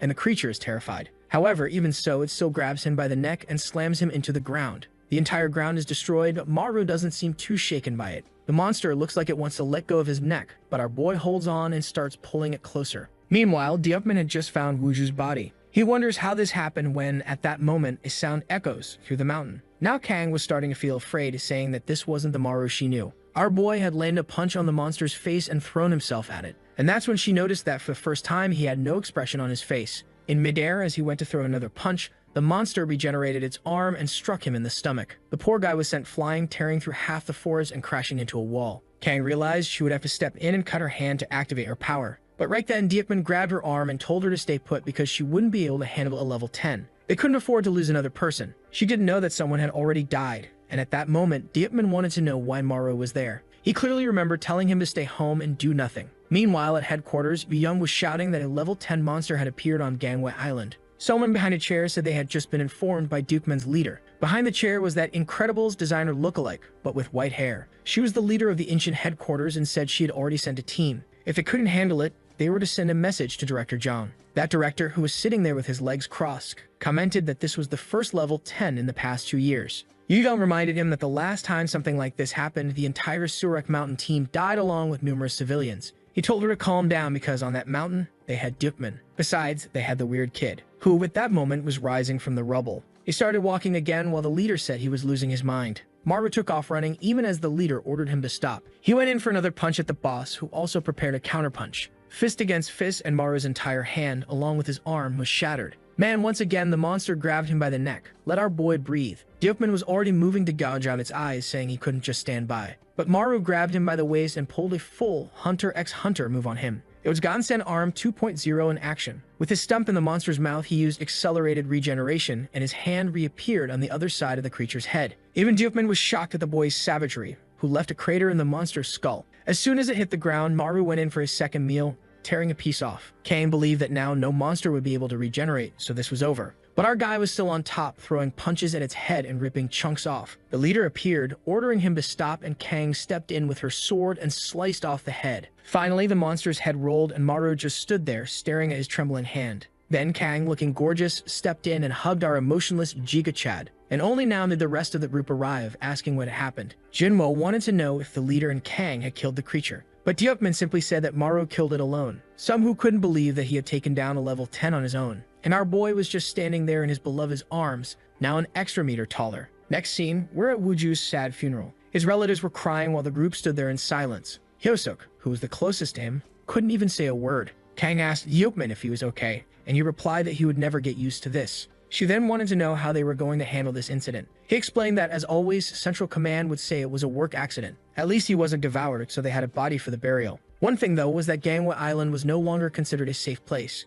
Kang wanted to know if Maru had sent a message, but he said no. After handing in his resignation letter, he disappeared. She said to give him some time before reaching out to headquarters, as she would find him and talk. But the leader refused, saying he had seen someone else go through this before. When he was stationed in Seoul's Central Command, his entire team was killed back then by a level 10 creature. He was the only survivor. And that was when he learned that when you experience the death of a comrade, you're never the same person again. Maru was back in the same room where it all started, lying on the bed, exhaling yellow dust. From the floor, a crater opened and a bloodied hand began to emerge. When he looked to the side, it was Jeong appearing. At first, he thought it was one of his crazy illusions. The guy said he came to have a talk with the boy and asked if he was surprised. Our boy, obviously startled, wanted to know how the crazy guy got there. To which Jeong explained that he had just killed a demon and had to come have a chat with the kid, because it seemed like he was avoiding everyone since Wuju's death. Maru was afraid of being held responsible, but Jeong just said that Kai died because he was weak. The coldness shocked our boy, but the director only said that he was worried about the kid's mental state. Why was this guy sitting on the bed?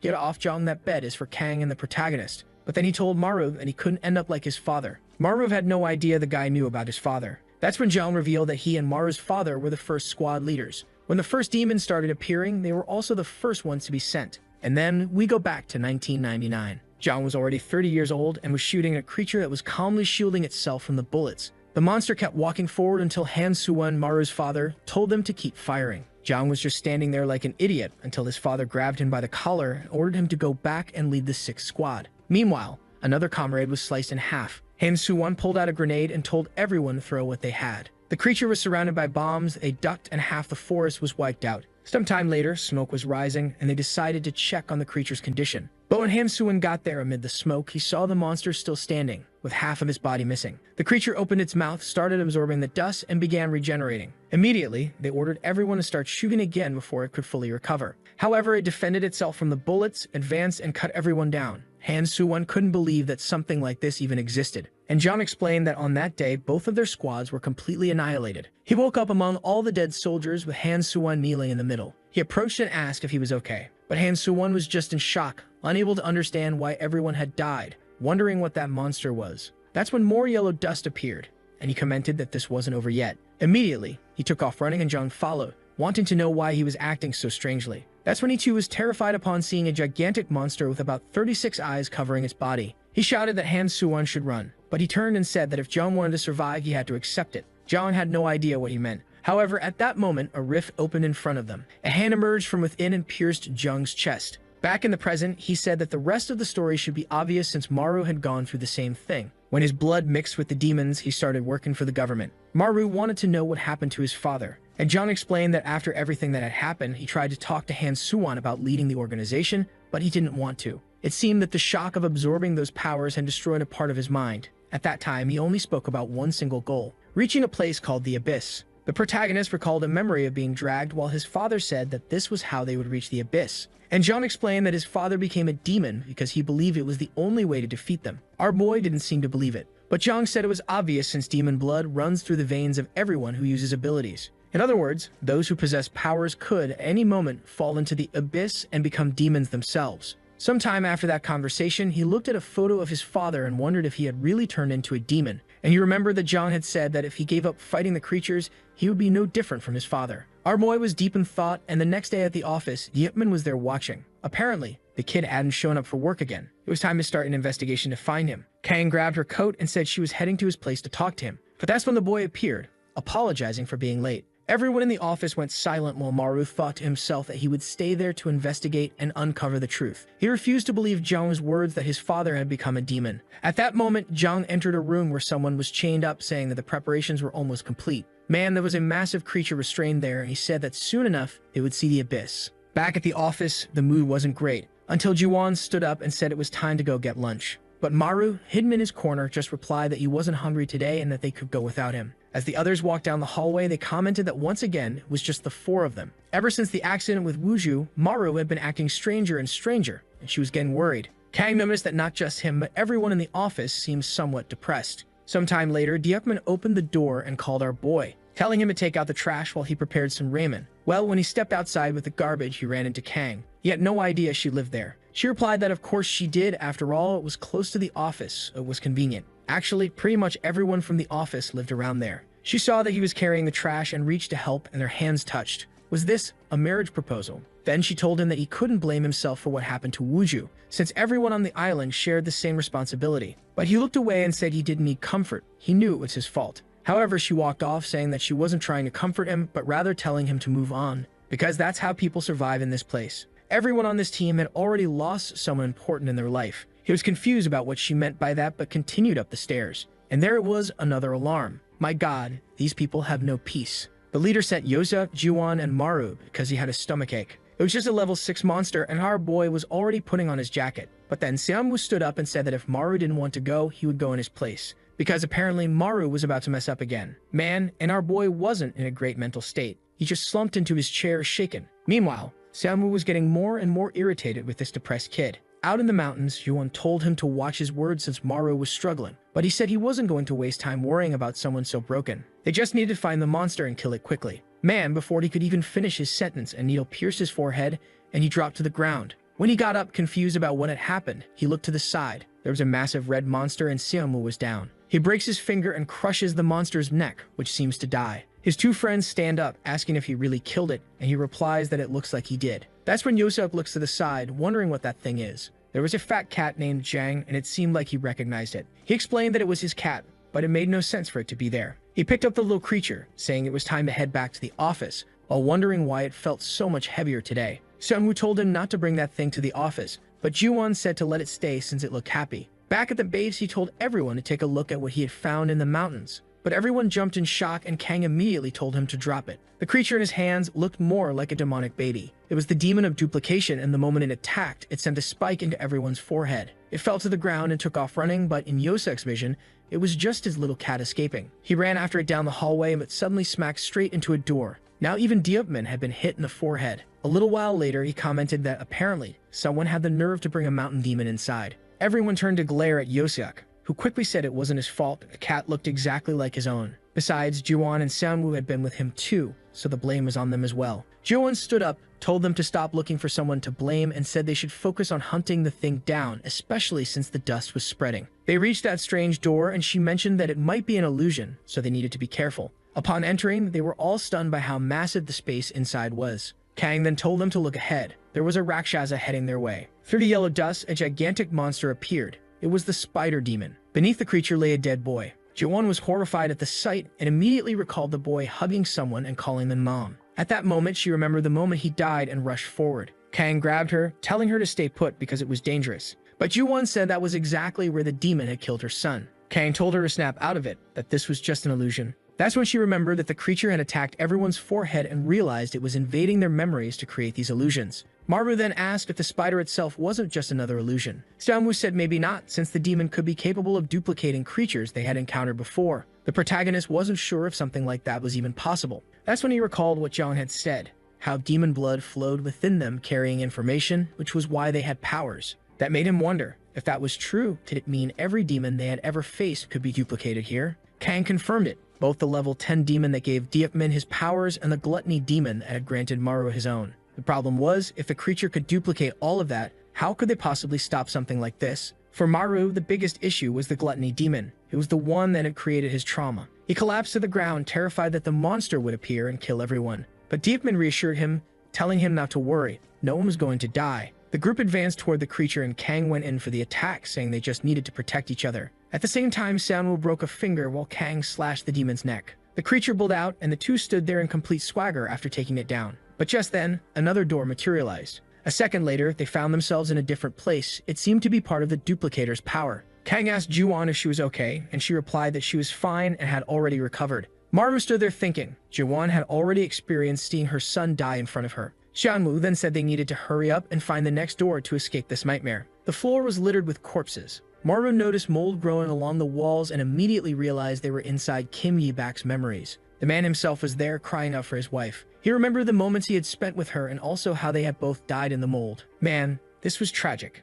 Xianwu pointed upward, telling them to look at the ceiling. There was a massive red creature covered in moss on its back. Spores began falling and Maru accidentally inhaled one. Immediately, he vomited and checked on the rest of the group. Unfortunately, they were all already down. He realized he might be the only one still standing due to his rapid regeneration. He started tearing off the spores, telling himself he had to handle this alone. He leaped forward and bit straight into the monster, tearing off a chunk. Honestly, I was terrified that this was all an illusion and that he had just bitten a teammate instead. Phew, that wasn't the case. Everyone started waking up. Yusuk celebrated, saying he thought he was dead. Kang glanced to the side where Kim Yi-bak stood with his wife. Now it all made sense, how she had died and the origin of his powers. Maru remembered Kang saying that everyone at the office had lost someone important. He wasn't the only one who had been through hardship, so he couldn't let it break him. He decided it was time to move on and brushed past Xianwu, who immediately shoved him back and walked ahead, telling him not to get in his way. Xianwu had already gone to open the door, but Maru warned him to be careful. Nobody knew what would be on the other side, but Xianwu just scoffed, saying he didn't care. Whatever appeared, they would just kill it and keep moving forward. Then we saw someone standing in front of the gate. Maru squinted, trying to figure out who it was. It was Sanwoo himself. Maru smirked, saying that judging by that annoyingly smug face, it had to be his memory version. From within the gate, the temple demon emerged. Man, Sanwoo didn't run away. He went straight to the demon and asked for an ability. He wanted power stronger than his father's. Maru was shocked to see this lunatic talking directly to the demon and asking for an ability. Sanwoo explained that it was the only way he could go against his father. The creature snapped his own finger and shattered his leg. As it moved in to land a punch, Sanwoo declared that no one would ever see this side of him. He started breaking his own fingers to try and take down the boss, told it to die, but unfortunately, unlike him, the boss had 78 fingers to break. Its entire arm twisted unnaturally, and Sanwoo felt every bit of it collapsing to the ground. Maru realized he would have to handle this and charge at the monster alongside Kang. Ju-won and Diepman were already prepared to unleash their powers. That's when countless arms sprouted from the creature's body, and they all knew they were in serious trouble. Every finger on its body started breaking, and along with them, their own spines. Lying on the ground in agony, Maru realized that the temple demon was far stronger than he had thought. As always, Maru was the first to recover thanks to his rapid regeneration. The problem was he couldn't understand why Sanwoo wasn't doing anything. He shouted at him to get up. He had the same ability as the creature, so he should be doing something. The poor guy was lying there, face down on the pavement, wondering how Maru had the nerve to say that to him. He wanted to be stronger than his father. That's why he had asked for an extremely high-level ability. But there he was, humiliating himself again, losing once more to this kid. If he couldn't even handle this, then what was the point of having ability at all? The demon raised its arm, creating even more hands. Maru knew it was going to target him next since he was the only one still standing. The fingers cracked and the pain was unbearable. So many bones twisted that even his regeneration ability was starting to fail. He collapsed to the ground, completely immobilized, while the demon calmly walked past him. Desperate, he told Diekman to do something. Diekman explained that he needed to rip out the demon's eye, but at that moment,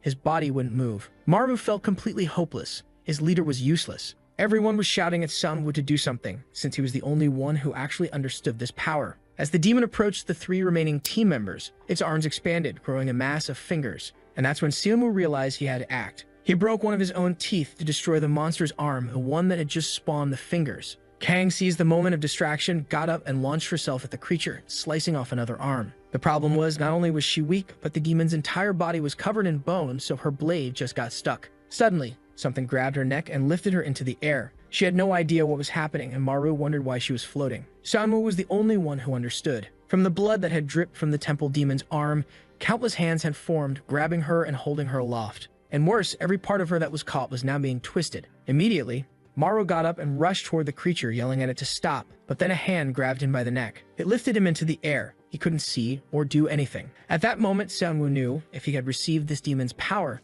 then he should also be able to use it. He bit into his own arm, letting the blood drip to the ground, and then hands began to form, grabbing hold of the monster and pulling it down. In the second that the creature was immobilized, something came out of nowhere and struck it right in the neck. It was Ju-won's spider, and with that, she declared that it looked like they had won. The entire team was beyond exhausted. Sometime later, Seonwoo was leaning against a wall, but at least he was happy he had learned something new about his ability. Someone called out to him. It was Maru, saying it was good he had learned so well. Next time, he wanted to see that ability being put to proper use. Seonwoo told that damned monster biter to shut up. He walked off, leaving Maru annoyed. He had just been trying to give some advice. After resting, they proceeded to the next door. As soon as they approached, everyone felt something strange. A sound echoed, and Seonwoo asked what was inside. Since no one seemed to recognize it, Kang guessed that it might be Maru's ability. He stepped forward, curious about what he would find. Upon opening the door, someone was calling out for their father. It was him, hiding in front of a gigantic creature. Everyone was startled to see that this demon had eyes. Maru was begging to be freed, struggling as he was dragged along, but his father only told him that this was the path to the abyss.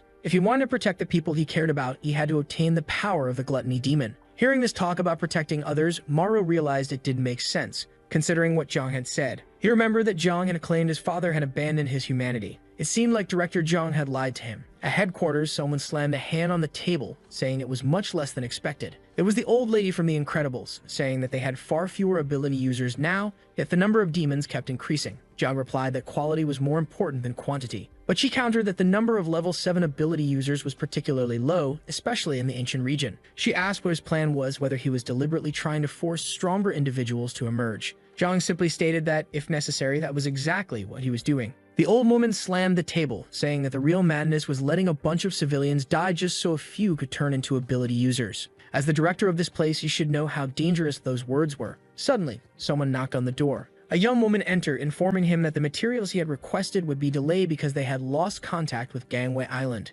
Immediately, the old woman ordered them to find out if those bastards were just leaving work early. Meanwhile, the group stood face to face with the gluttony demon, which roared at them. At that moment, all they wanted was to go home. That's when Yosuk suddenly pointed and told everyone to look at that. Strangely, the gluttony monster was already melting. Within seconds, the creature sank into the ground and vanished. Ji-won found it odd. Why had the monster disappeared without even attacking? Diakman then commented that this demon seemed different from any other they had encountered before. Everyone was relieved at least that they didn't have to fight that thing. That's when a voice called out for sister. Right away, they knew it was Kang's turn. She stepped forward and told them to wait. She would go alone. Obviously, Maru warned her that it was too risky, but she replied that she wanted to prepare herself now for when she faced the real one. They could stay put. She would be back. Man, they actually stayed. I wouldn't have done that. Maru was certain that it would be really difficult for her to win, especially since Seonwoo had struggled so much against the temple demon. He decided to take just a quick look at what was happening. Kang was locked in battle with the red monster. The strange thing was that another demon was watching the fight.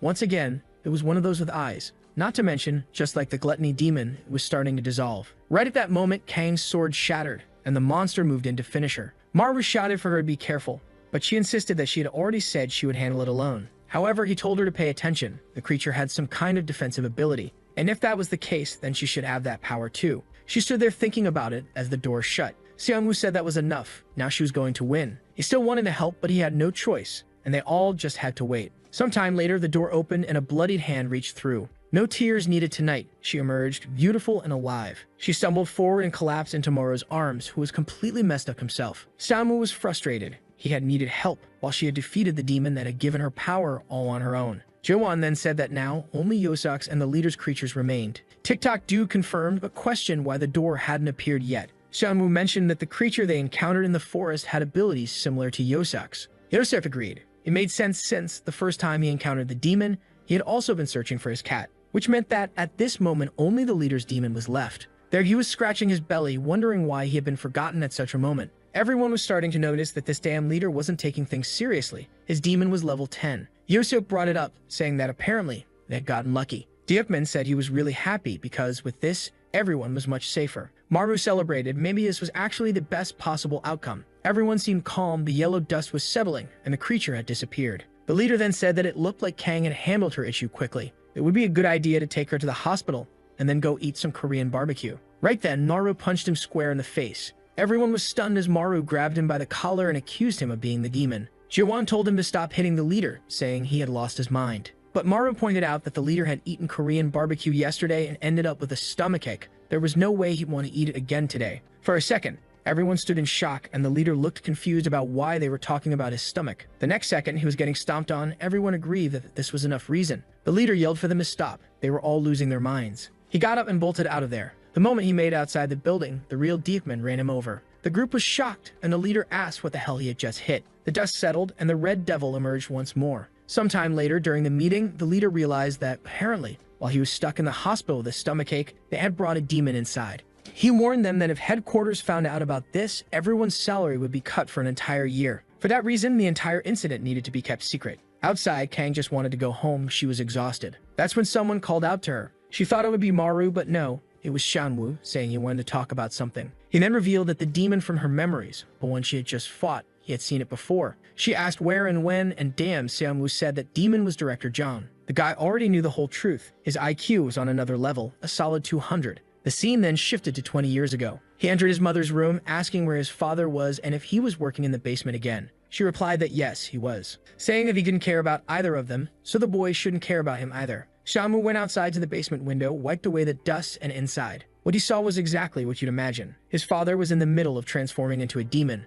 Back in the present, Kang couldn't believe it. Xiaomu said that when he went to check the basement where his father was, he only saw the demon, so he hadn't been sure at the time. But as time passed and now seeing this memory, he was convinced. Kang wanted to know if the director was really a demon or why he had just stood there watching her family die. Xiaomu explained that that was exactly what he wanted to find out. He had gotten involved in all of this just to uncover Jung's true identity. If he became strong enough and worked at headquarters, he would get closer to discovering the truth. Kang told him that a childhood memory alone wasn't enough to prove anything. He needed something more concrete. He replied that he already had a very good idea of how to prove it, but he needed something first. She asked what? Next scene.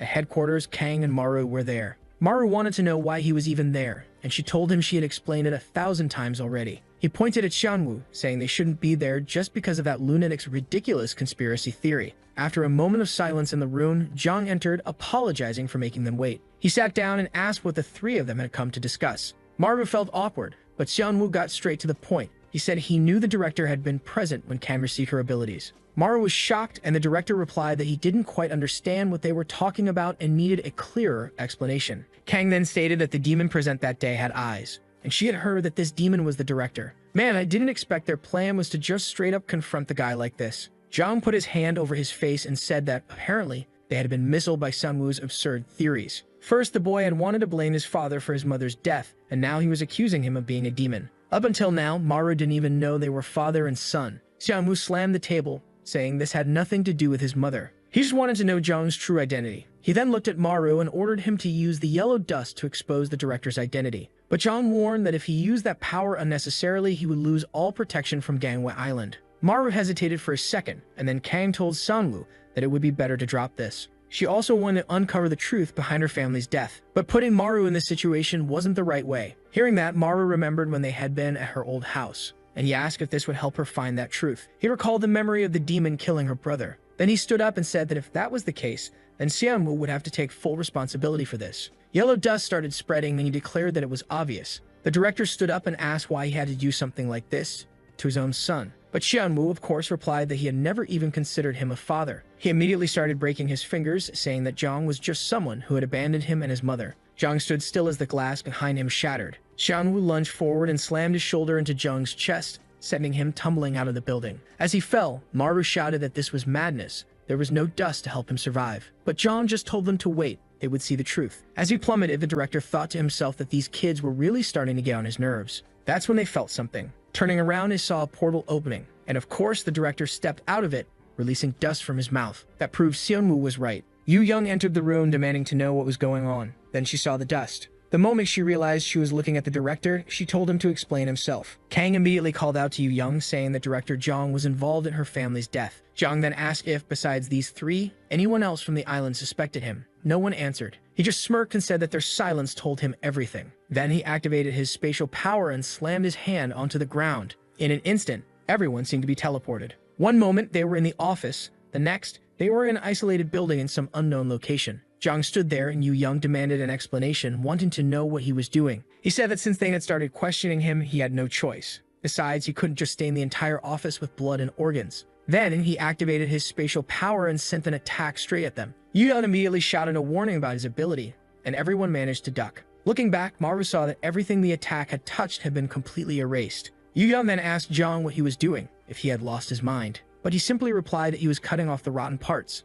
The kids had seen too much. It was just a shame that she, the bald guy, and Wigman had gotten caught up in this too. They all would have made great weapons against the Abyss. But at the same time, getting rid of Maru was actually a good thing. Dealing with the Abyss was a massive headache. Maru asked why he was being accused of being on the Abyss's side. Zhang started preparing another spatial attack, saying that it was because humans were too weak. His hand suddenly appeared behind them, and as Kang turned to look, two heads were sliced off instantly. Maru was shocked, but suddenly Yu-Yang grabbed her own chest. She held onto her heart for 5 seconds, and with that, she activated the power of Eternal Pause. Yu-Yang had the Rakshasa of Time, which allowed her to sacrifice 5 years of her life to rewind 5 seconds. With that, they were back to the moment when Zhang was preparing his attack. He stared at them and said that it looked like he had already done this before, since Yu-Yang had just saved everyone. The blood on her chest made it obvious. But Maru asked how the two of them were still alive when he had just seen them get killed. She found that strange. Other than the director, no one else should have been able to sense her ability. That's when Baldy and Wigman charged forward, saying they didn't have time for this. The two of them went in for a coordinated attack, but Zhang disappeared into thin air and reappeared right behind them. He walked up to Xianwu and asked if his father had really tried to kill him. Xianwu snapped one of his fingers, and the director's entire arm was affected. He glared at the man and said that he had done it because he wasn't his father. Zhang prepared another spatial attack, but Maru and Kang barely managed to throw him to the ground. He warned them to be careful, otherwise they'd die again. Strangely, Yu-Yang was telling them to capture him alive because they had too many questions. Baldy and Wigman replied that they weren't sure if that was possible. They clasped their hands together, and when they released them, their blood seemed to be linked. They warned that they were about to go all in. Wigman charged in first, boasting that he was the fastest. Because of his blood ability, he had double the attack speed. But Zhang just prepped a single slash and took his head off. Everyone knew the poor guy didn't stand a chance. But even without his head, Wigman still managed to land a punch on Zhang's face, and his severed head, spinning through the air, was smiling, saying that they would win. As expected, Baldy then revealed the secret of their ability, for no apparent reason. He explained that as long as their blood pact connected them, they wouldn't die.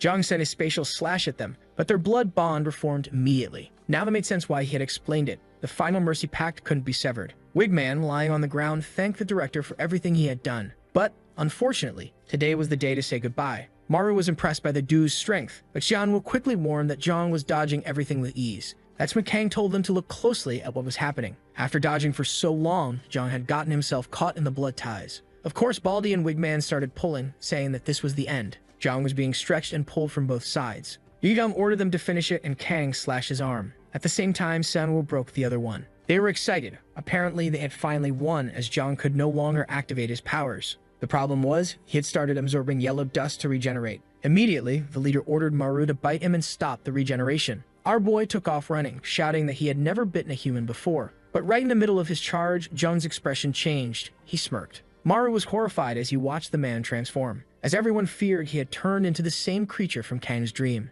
The punch he traded with Maru unleashed a wave of spatial energy. Our boy tried to defend himself, but he started getting absorbed into the darkness. The energy was drawn into Zhang's hand, and before everyone's eyes, Maru vanished into the black void. The transformed monster just stood there, grinning like a lunatic. Meanwhile, Yu-Yang was still trying to process what was happening. Zhang sighed and apologized, saying he hadn't wanted to reveal his true nature. At that moment, Xiangwu knew. This thing wasn't his father. So what had happened to the real one? The demon put a hand on its face and muttered that he couldn't believe he had to kill the very soldiers he had created. Obviously, Kang understood exactly what he meant by that, and she refused to believe it. But he confirmed it. He was the one who had summoned the demons to her house. He had seen her natural aptitude for sports and immediately realized that she would become an exceptional ability user. Of course, Kang lunged at him in rage, but the leader yelled for her to stop. Too late. She had already swung her blade. The demon stretched out its hand, and her body began to disintegrate. And she was erased from existence with a single spatial slap. At the same time, Yudam lost an arm, and everyone else was annihilated. With no choice, the leader once again gripped her own heart and rewound time by 5 seconds. This time, she grabbed Kang's shoulder and warned her not to move, otherwise, everyone would die. But Kang was desperate, demanding to know what they were supposed to do. Young admitted that she had no idea. Ever since Zhang transformed, he had gained monstrous strength. At this point, none of them stood a chance. They couldn't even approach him. Kang said that if they still had Maru, they might have a chance. So how could they bring him back? But the leader responded that it was impossible. No one had ever returned from the darkness that Zhang created. Our boy, meanwhile, was running through the void, stumbling like an idiot. He had run until he was completely out of breath, but still he found no light anywhere. That's when he collapsed to the ground and, looking ahead, thought he saw an exit. Of course, he immediately got up and ran toward it, desperate to see what it was. But within that light, he came face to face with Jung himself. The man looked thin and malnourished, staring at him in disbelief. He asked, "How did a human end up here?" Innocently, Maru replied that he had gotten trapped while fighting someone who looked exactly like him. And now he wanted to know, what was this place? That's when Jung explained that the thing he had fought was one of the demons that escaped from the abyss. Maru was terrified, because not only did this creature have eyes,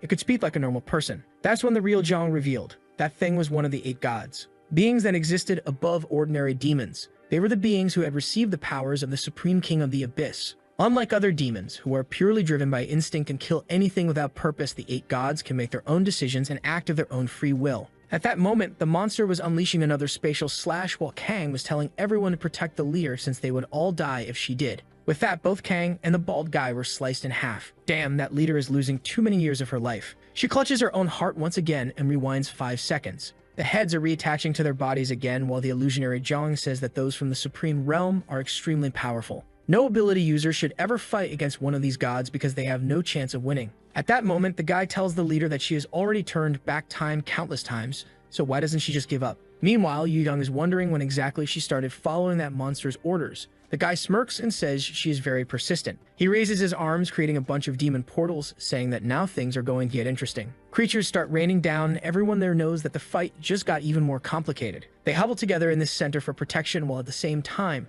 Maru wants to know what the purpose of these creatures is. If the 8 gods are also demons, why do they kill demons? Zhang explains that the creature that took his body escaped from the abyss and became an enemy of the Supreme King. Now is trying to turn humans into a weapon to destroy the abyss. Maru wonders if this whole civil servant thing is just a manipulation by the space demon. He questions whether killing that bastard might actually put an end to the war. However, Zhang replies that it is already too late because the war with the abyss has already begun. Our boy thinks deeply and says that if that demon dies, he will take control of his body again. He grabs Zhang's arm, saying they're going to get out of there. But Zhang says it's impossible because his consciousness is trapped in that place. Maru, getting sentimental, tells him that his son is waiting for him outside. Zhang is surprised by this and asks why he's bringing up his son at a time like this. A 5-year-old boy in kindergarten wouldn't be there. Obviously, Maru is shocked by this information, and Zhang just says that talking like this is extremely exhausting. He's going back to rest with his son and wife. Maru tries to pull him, saying he needs to get out of there now because there's a way for both of them to escape. But the director lowers his head again and says that it is impossible to leave that place.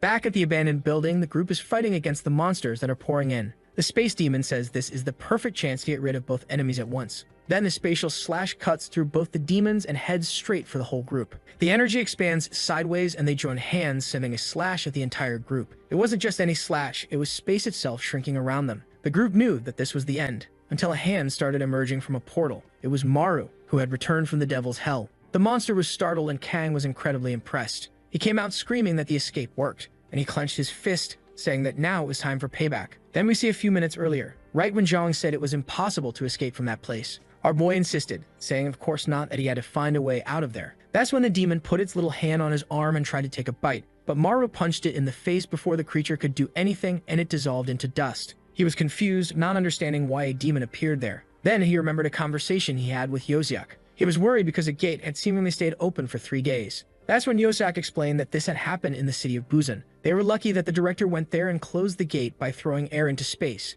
The director really was an incredible guy. That's when Maru got the idea to find the gate in the middle of this void. After walking for a while, he found the so-called door. He approached it, feeling unsure about what was beyond that place. But it was definitely better than staying trapped there until he died, so he went through. Except when he came out, he was in a completely different place. Maru stood still for a second, and right away he felt the concentration of yellow dust was so intense that he was losing consciousness. That's when someone told him to hold on. In the distance, there was that strange figure of a woman with long hair and green eyes. She stared at him, and then all the monsters turned toward her. At that moment, the whole ground started shaking, and Maru wondered what that sound was. Right in front of him, an entire army from hell was approaching. No way was he going to fight all that, so he immediately started running. The problem was that he had no idea where he was going. Then, in the middle of his escape, he saw another one of those gates and decided to go for it. He jumped through as all the monsters were coming at him, and that's when he suddenly appeared behind the big space monster. The fool turned around, surprised, while our boy went for a punch. Damn, but even then, the bastard teleported to dodge the punch. Come on, let the boy have his moment. The monster was not happy about this, while Yu Young was impressed that he had escaped.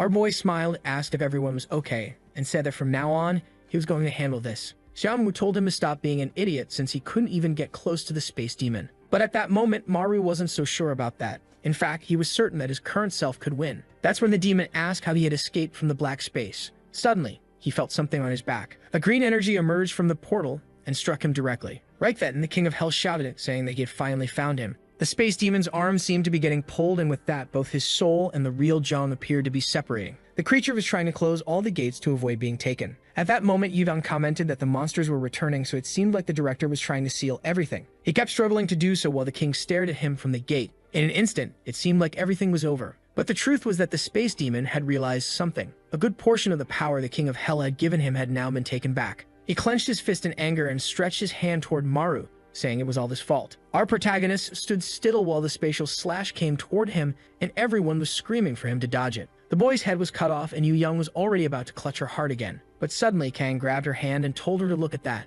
Maru had activated the evolution ability. His body broke out from within the cocoon, and he dashed toward the demon. The creature, however, just sent another slash without worry. But Maru wasn't too worried either, though Yu Young, on the other hand, was a bit shaken. The demon kept sending slashes. Maru was being sliced apart, while Baldy and Wig Guy were standing there wondering if the boy was even human. Meanwhile, the old man knew this was the end for him. Maru had already left. Let's count. 1, 2, 3, 4, 5, 6, 7, 8, 9, meaning now there were 10 of them, folks. He lunged at the creature, saying this was the end, but even then, the space demon unleashed one last attack, telling him to die. However, Maru crouched, dodging the final slash, and said, "Not today." He slipped to the side, bit the creature's neck, and said, "I'm taking this ability for myself." He was hanging there, lashed onto the monster. Kang was sure that this was the end. Or maybe not. Maru's bite hadn't done any damage at all. He seemed strangely shaken, and it looked like his gluttony worked differently this time. Once again, he found himself in the void.